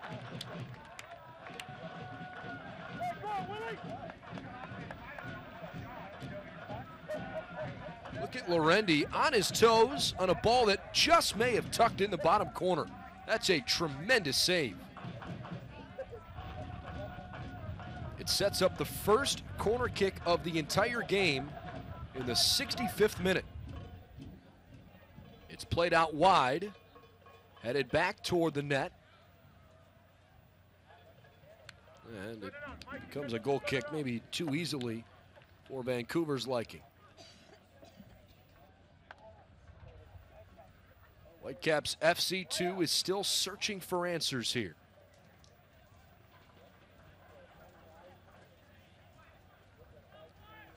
It's a team that not only tonight hasn't been able to convert, and look, they've played fine. It might be more critical if Vancouver was losing. The fact of the matter is their defense has been good enough because they haven't allowed a goal. But when you're 1 win, 9 losses, and 5 draws in your last 15 games, at some point it leaves you pressing a little bit. But I think Vancouver knows that their playoff hopes are essentially over. Maybe it loosens things up a little bit. Bevan in the middle, trying to go toe for toe on that outside with Anthony Wallace playing excellent defense, and they pull it away. A well-deserved round of applause on that far side as Bustos was pressing ahead. Sun is setting on Oklahoma City. Alex Dixon somehow kept that play alive. That ball deflected off of Dixon and went awfully close to the net. It's a pretty awkward side spin on it.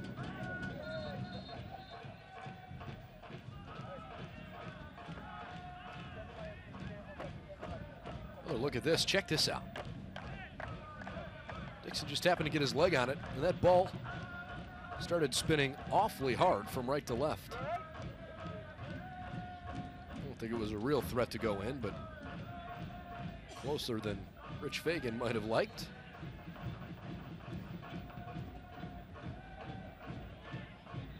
Melvin toward midfield.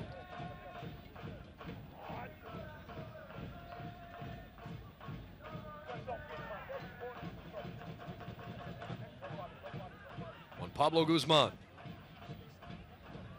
Gonzalez races after it with Angulo in the middle. Alex Dixon there too, looking for Angulo. It's sent away. Guzman maintains possession for a brief moment. This is Wallace.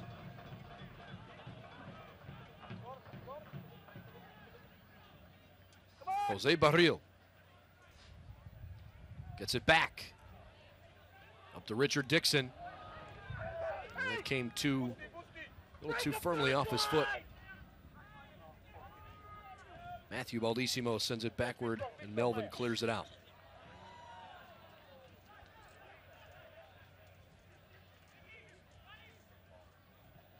What is it going to take for Energy FC to put one in the goal? 17 shots, 5 on target. Hold on a moment here. Sam Fink called for a foul. It does not appear a booking is coming. I think Fink has a good argument.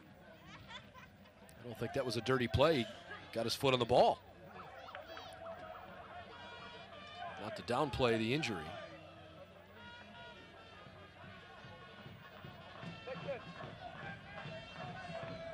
The athletic trainer will spray it up.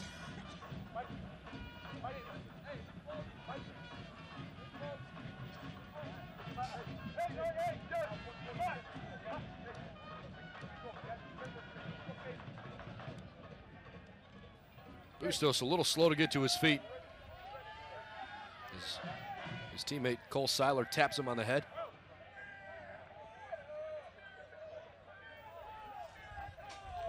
The good news for Bustos is that he's okay and back up and walking.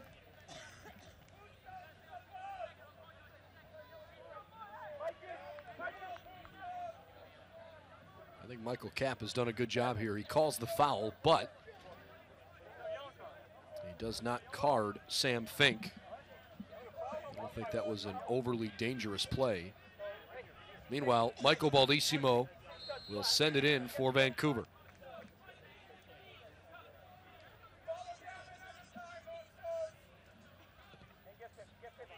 Great ball played into the middle. Wallace deflects it. Miguel Gonzalez trying to race up the field. That's where Vancouver's been better in the second half. They've stopped that quick counterattack.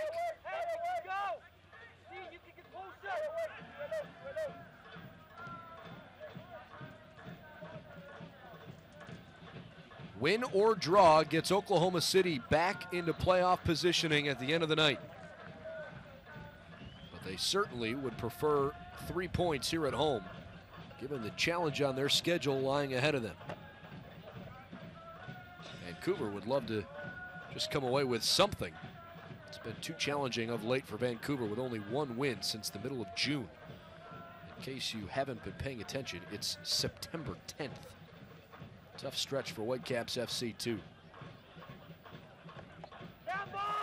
Looking ahead. Dixon is there, a collision. No whistle. Vancouver sends it out. Wallace tried to flick it to the other side of the field. Instead, Gonzalez feeds Richard Dixon.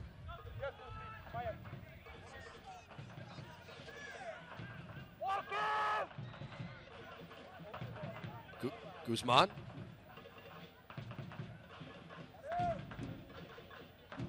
Highland back to Wallace.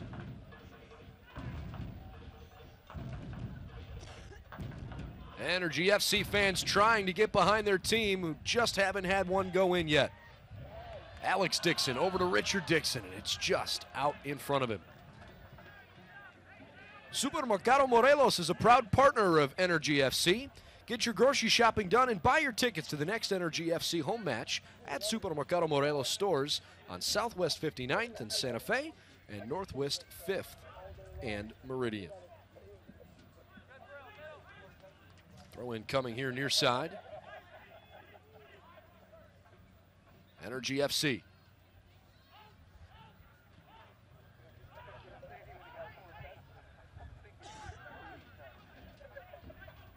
Barril, good through ball to Richard Dixon. But a better defensive play by Declan Wynn coming over. Wynn is signaling over to the bench that he's cramping up. He goes down, play continues in the middle. And now Vancouver on the breakaway. That was nearly a foul whistled against Oklahoma City. Instead, Bevan. And Energy FC does a great job defensively to suffocate him at the top of the 18.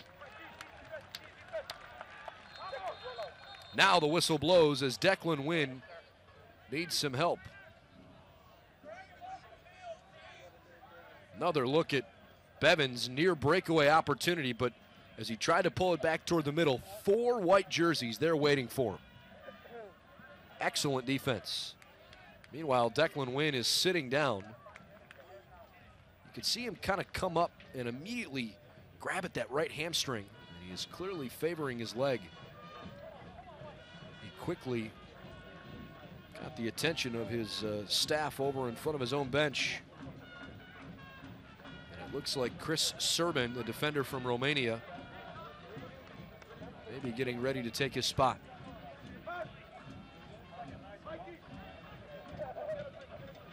Everybody coming over to the near sideline to grab a little bit of a hydration break while Wynn slowly walks off the field.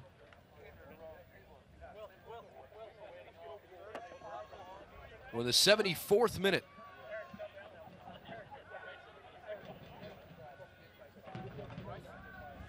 Declan Wynn is the second injured Whitecap to leave the playing field. Now the substitution is official. Chris Serban takes his place. Matthew Baldissimo and Caden Chung both have come on as well in this second half.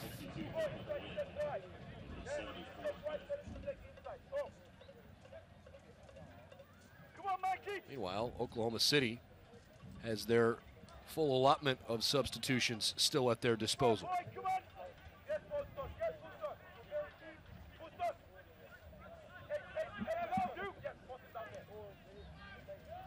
Nice ball from Fink, played ahead for Alex Dixon. He's onside. Angulo rips a left-footed shot. It's deflected immediately. Throw in for OKC.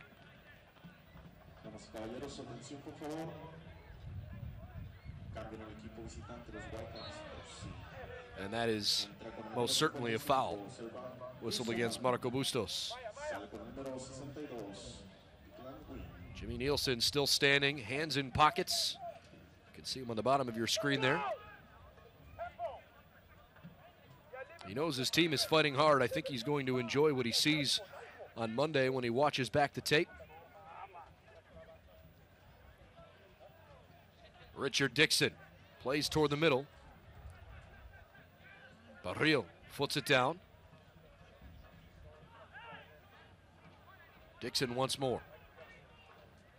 Guzman to the backside. Highland heads it high into the sky. And the leaping grab from Sean Melvin.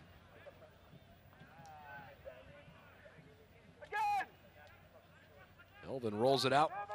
Michael Baldissimo.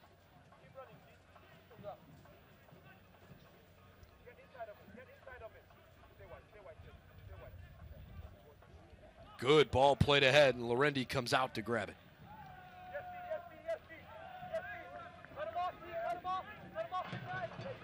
Richard Dixon wants some help. Little 1-2 touch into the middle. Guzman and Gonzalez go to work. Now Highland in the corner. It was deflected out, and another OKC corner.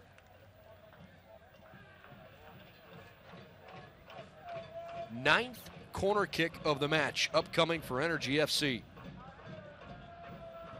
Only one by comparison for Vancouver. Is this finally Energy FC's time? Wallace.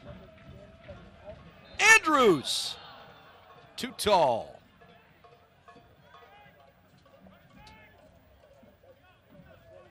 He got it cleanly on his head. Great ball bending to the back post. Andrews timed his jump well, but he got it too much off the top and left side of his head. He sent it away. At this point, it's hard to figure out which Oklahoma City player has had the biggest impact between Jose Barril and Cody Andrews and Miguel Gonzalez. They have all been right in the thick of things, and that's not to take anything away from either Alex Dixon, Richard Dixon, or Jose Angulo. It's been a true team effort. This time Andrews purposefully sends a header out of bounds. This is one of the other things Jimmy Nielsen was discussing, that as a group, game management has to get better. And the guys have to be on the same page. It's okay to kick the ball out of bounds and reset defensively. You don't have to play through your defense. A couple of substitutions coming on. Miguel Gonzalez has certainly earned his spot on the bench. He's played hard today. Vucic takes his spot.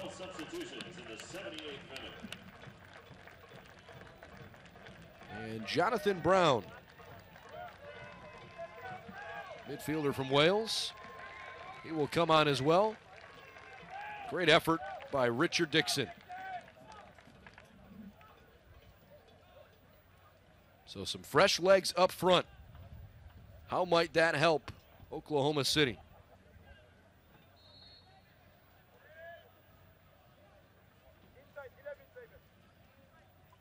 Throw in on the far side. Guzman. That one went off of Vancouver. Caballero, la sustitución del Energy FC fue por el jugador número 28, que entra por el número 10, Miguel González. También entra con el número 17, Jonathan Brown. Sale con el número 2, Richard Dixon. Vancouver. They'll throw in. You can see the shadow of the press box on the home side is now cast entirely across the field. Hard to tell from this camera angle, but the metal bleachers on the far side are just glistening in the setting sun. And it's almost blinding. But it's, at this point, probably a little easier for the players than it's been at any point tonight. And there's only about 10 minutes or so left in regulation.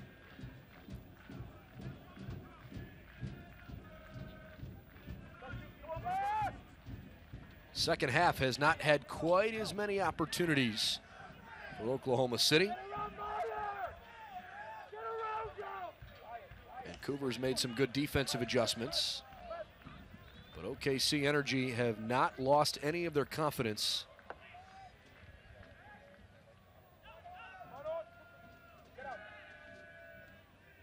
Barril continues to play hard, and he does not win the throw-in.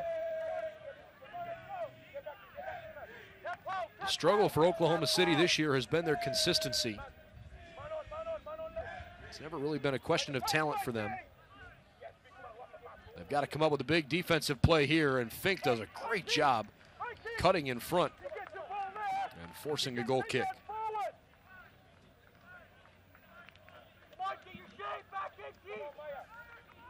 Meyer Bevan doesn't like that.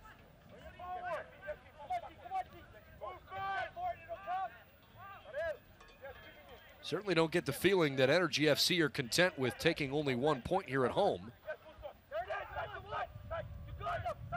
Both teams still aggressively trying to find a way to score in the final 10 minutes. Lorendi high into the air. Wallace. Nice spin move by Angulo in midfield. He'll flick it over to Jonathan Brown.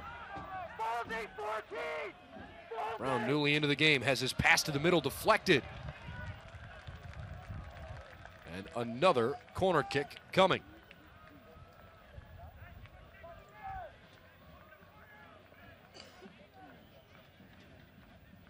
Sean Melvin has been taxed tonight in between the pipes, maybe more than at any point this year.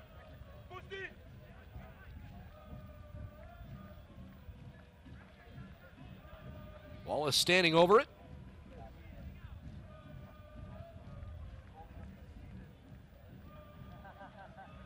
High and headed out. Wallace will switch sides and send it in from the other corner.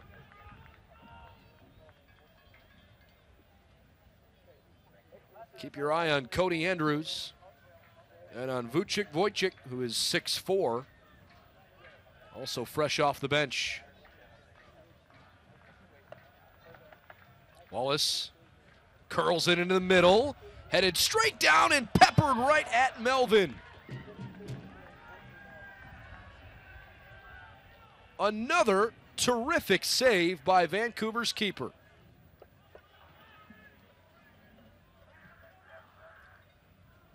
Highland steals it toward midfield. The whistle blows quickly. Check this save out.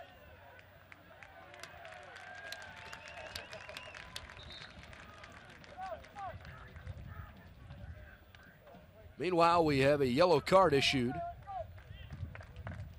I'm pretty sure it went on Caden Chung as Luis Martinez prepares to check in. It is on Chung here in the 84th.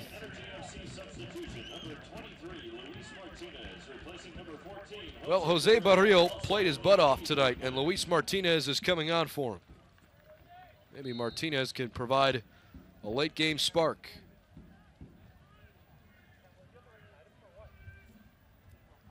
Wallace on the free kick. Tried the backside, kept alive. Vucic with a rocket. Too tall.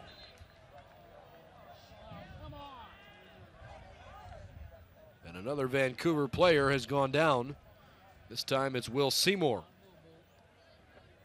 He is holding his left wrist.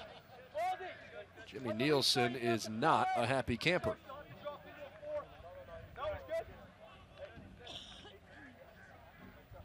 Well, you can see Seymour clutching at that wrist before the shot.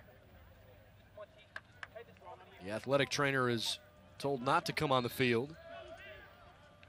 Seymour holding his wrist, but will try to play through it.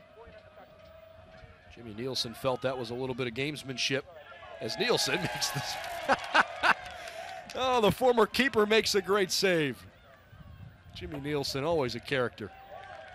This one rolls out of bounds, a corner kick coming. He must be feeling just fine after having a tooth pulled the other day. He was in enormous pain. He laughs about it now, but said that it was just absolutely the worst. Now he's got one of his lower right molars missing. I'm sure all that pain will subside if his team can put one in with yet another opportunity here. Wallace to the middle. Back post, headed straight down, and it was saved again. Unbelievable. Andrews can't figure out how to put it in, and Nielsen can't figure out why it hasn't gone home.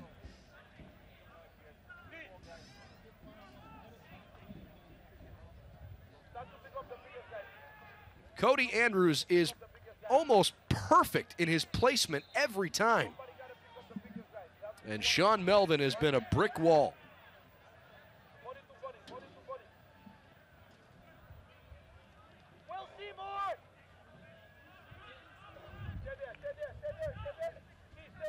Well, it felt like Vancouver's been living on borrowed time since the very beginning of the game. As they misplay this one, Matthew Baldissimo lets it go out of bounds. Actually, that's Chris Serban, I beg your pardon. Vucic sends it the other way. Kyle Hyland working against Patrick Metcalf, who's played well in his first pro start. Ball is being held by Vancouver. Hyland throws it toward the box. Vucic was there. Jimmy Nielsen a little animated in front of the bench. And now Vucic forces Melvin to pick it up.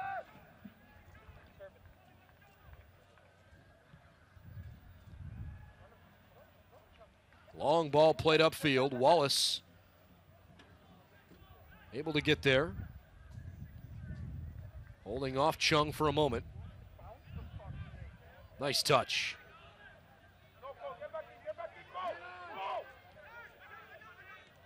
Martinez. Alex Dixon plays it over. Looking to go back to him, and a great sliding save there defensively.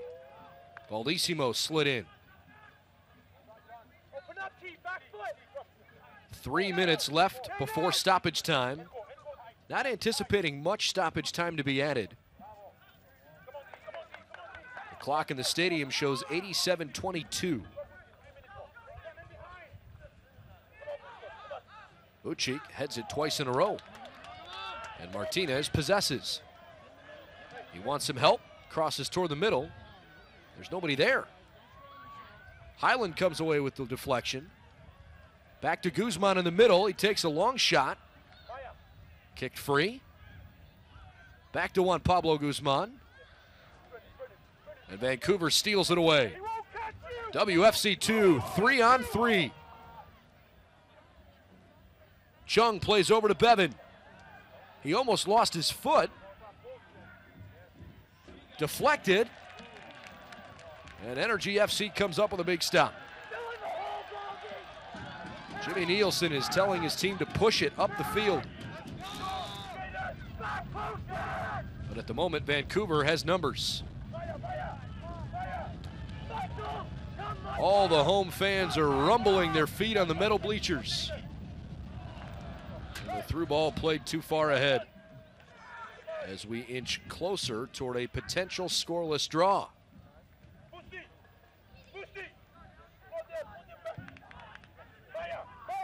Nielsen doesn't like it. Looking for Jonathan Brown.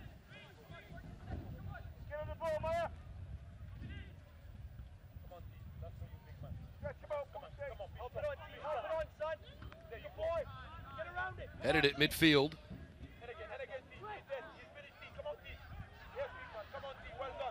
Oklahoma City, at times known for late offensive heroics. This one headed toward the net, just off to the right. Remember their playoff game last year in the quarterfinal round against Rio Grande Valley? Down 2-1 in stoppage time, and they scored twice, both on Colin Bonner headers. That sent them to the Western Conference semifinals a year ago.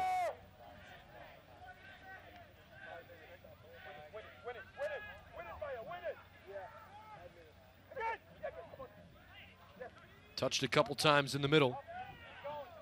We're about to see the official stoppage time added. Well, we expect it could be several minutes because of the couple injuries here in the second half. Highland in the left corner, keeps it alive, and a slide knocks it out of bounds. 5 minutes of stoppage time at a minimum. Quick corner, back to Wallace. Had it cut off. That was not a great decision on the far side by Dixon. And it's turned into a quick counterattack the other way. This could be disastrous. Meyer Bevan cut off. And the defense recovers as he pulls Fink to the ground. No whistle. And the officials are getting an earful from both benches. From the top of the 18, the left-footed shot blocked. And it might have blocked off of Martinez's face. Wojcik sends it down the field. No foul. Wallace. Angulo looking for Dixon. Alex Dixon. Another corner kick. Dixon still laying down as Melvin knocked him pretty good.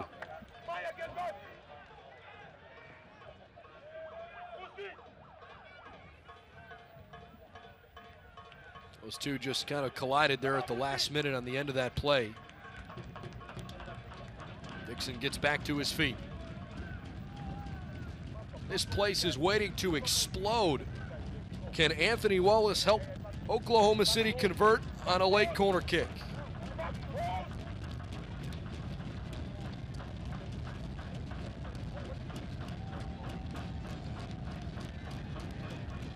On the way. Leaping grab by Melvin. Sam Fink had gotten knocked to the turf. Was not able to get anything on it in front of Melvin. Still onside. Matthew Baldissimo cut off. Kyle Highland came racing back. And Cody Lorendi, who's hardly been tested at all, except for maybe 2 or 3 times, although he did probably come up with one of the top 2 saves in the game.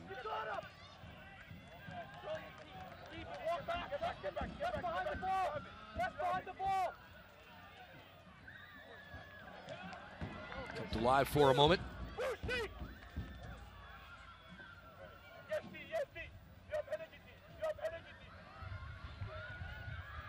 Highland tried to keep his footing. Vancouver with a late spark. Can Marco Bustos put in the first goal of the night? Not on his first attempt. And the whistle blows. Bustos the culprit.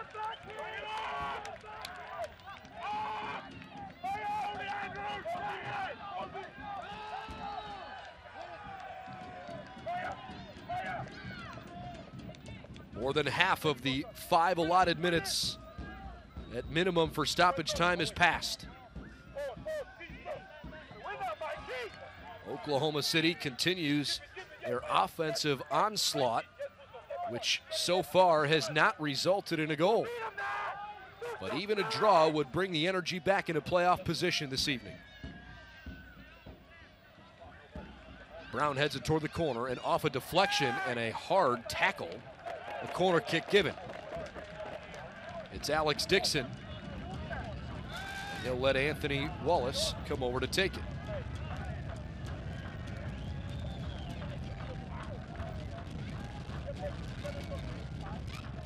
Energy FC are running out of opportunities.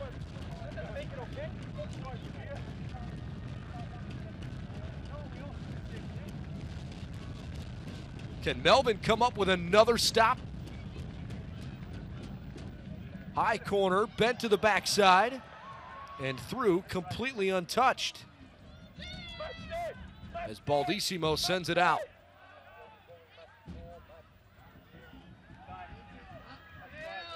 Not much time remaining, less than a minute minimum. Wojcik over there, and they'll call it a goal kick. He's given some life off the bench here late.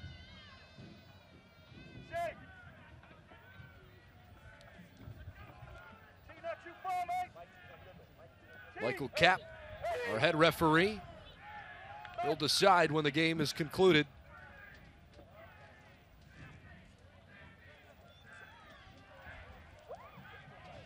Sean Melvin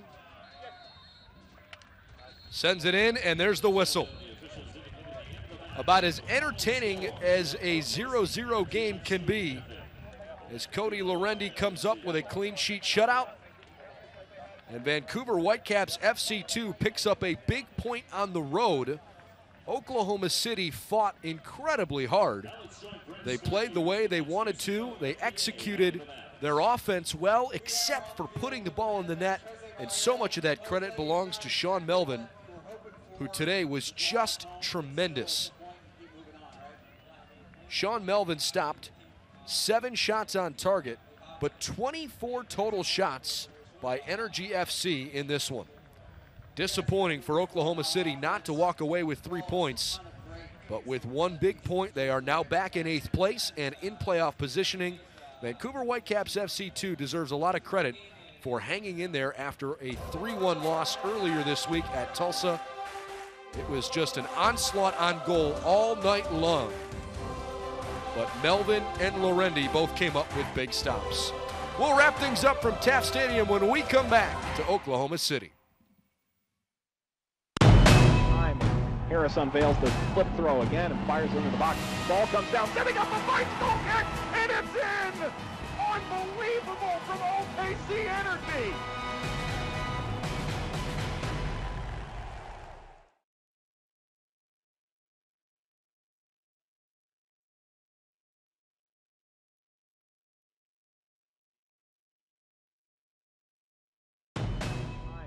Harris unveils the flip throw again and fires into the box. Ball comes down, setting up a Vice goal kick, and it's in! Unbelievable from OKC Energy!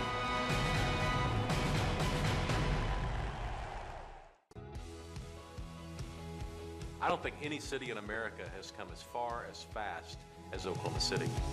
And the reason you see so many highly educated 20-somethings move into the city is that vibe, is that energy. And we want to be a part of that. We believe our MBA program is just as vital, it's just as interesting, it's just as engaging as other parts of people's lives. We can provide students with this incredible opportunity to learn in the places where they're living, working, and playing.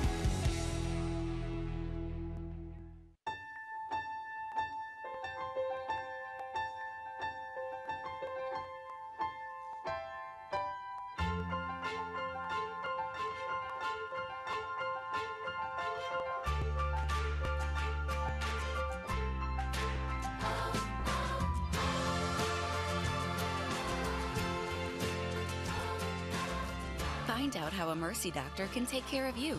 At Mercy, your life is our life's work. Harris unveils the flip throw again and fires into the box. Ball comes down, setting up a Vice goal kick, and it's in! Unbelievable from OKC Energy!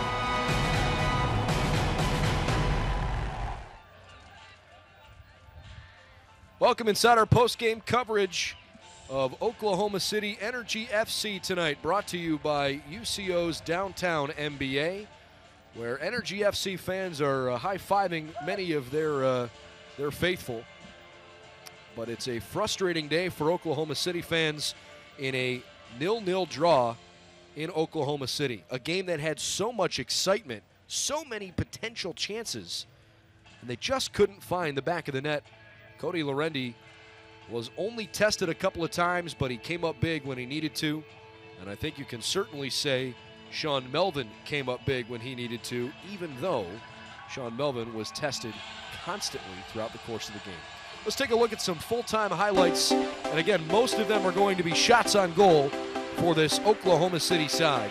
It started early on with Miguel Gonzalez trying to initiate the offense. Jose Angulo was a part of it as well, while Pablo Guzman got his foot on several plays inside dangerous spots. Best opportunity in this first half came from Gonzalez on this free kick. You still think back to that one and wonder how in the world that one didn't go in. It was just a brilliant shot over the top of that wall, but it did not curl in the side of the net. That doesn't mean Lorendi didn't have problems either, but his defense came to their aid more often than not. He did make one terrific diving save as the ball had just slipped through the top line of the defense in the second half.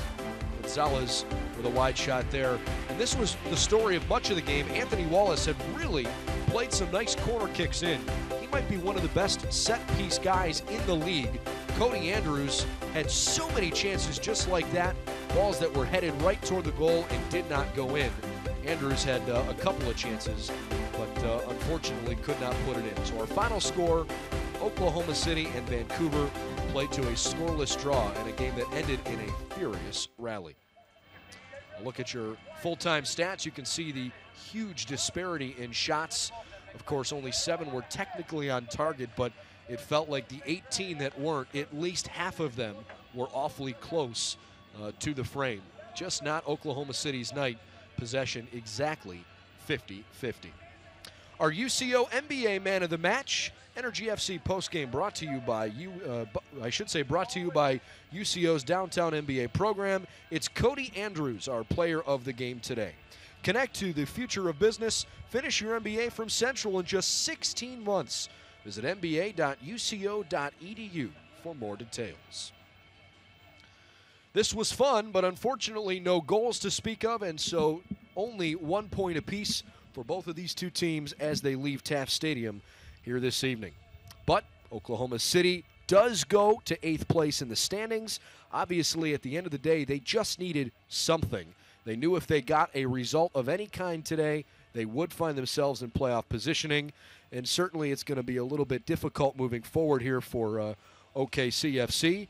They will play Tulsa in their next match, and of course that's here at home on Sunday at 5 p.m. There are still a handful of games left in the regular season, and with, in fact, 6 in total, 4 of them will be played here at home. Their 2 road games are against 2 of the toughest teams in the West, but they've already beaten Reno this year. They've already played Sacramento pretty well this season. We'll see if those 2 teams give them any problems on the road. But with the draw, Oklahoma City goes to 9-10-7, Vancouver to 5-14-8. Great to have such a great fan base here throughout the course of the night. Kids really enjoyed it. It was a fun night, but a 0-0 draw for both teams.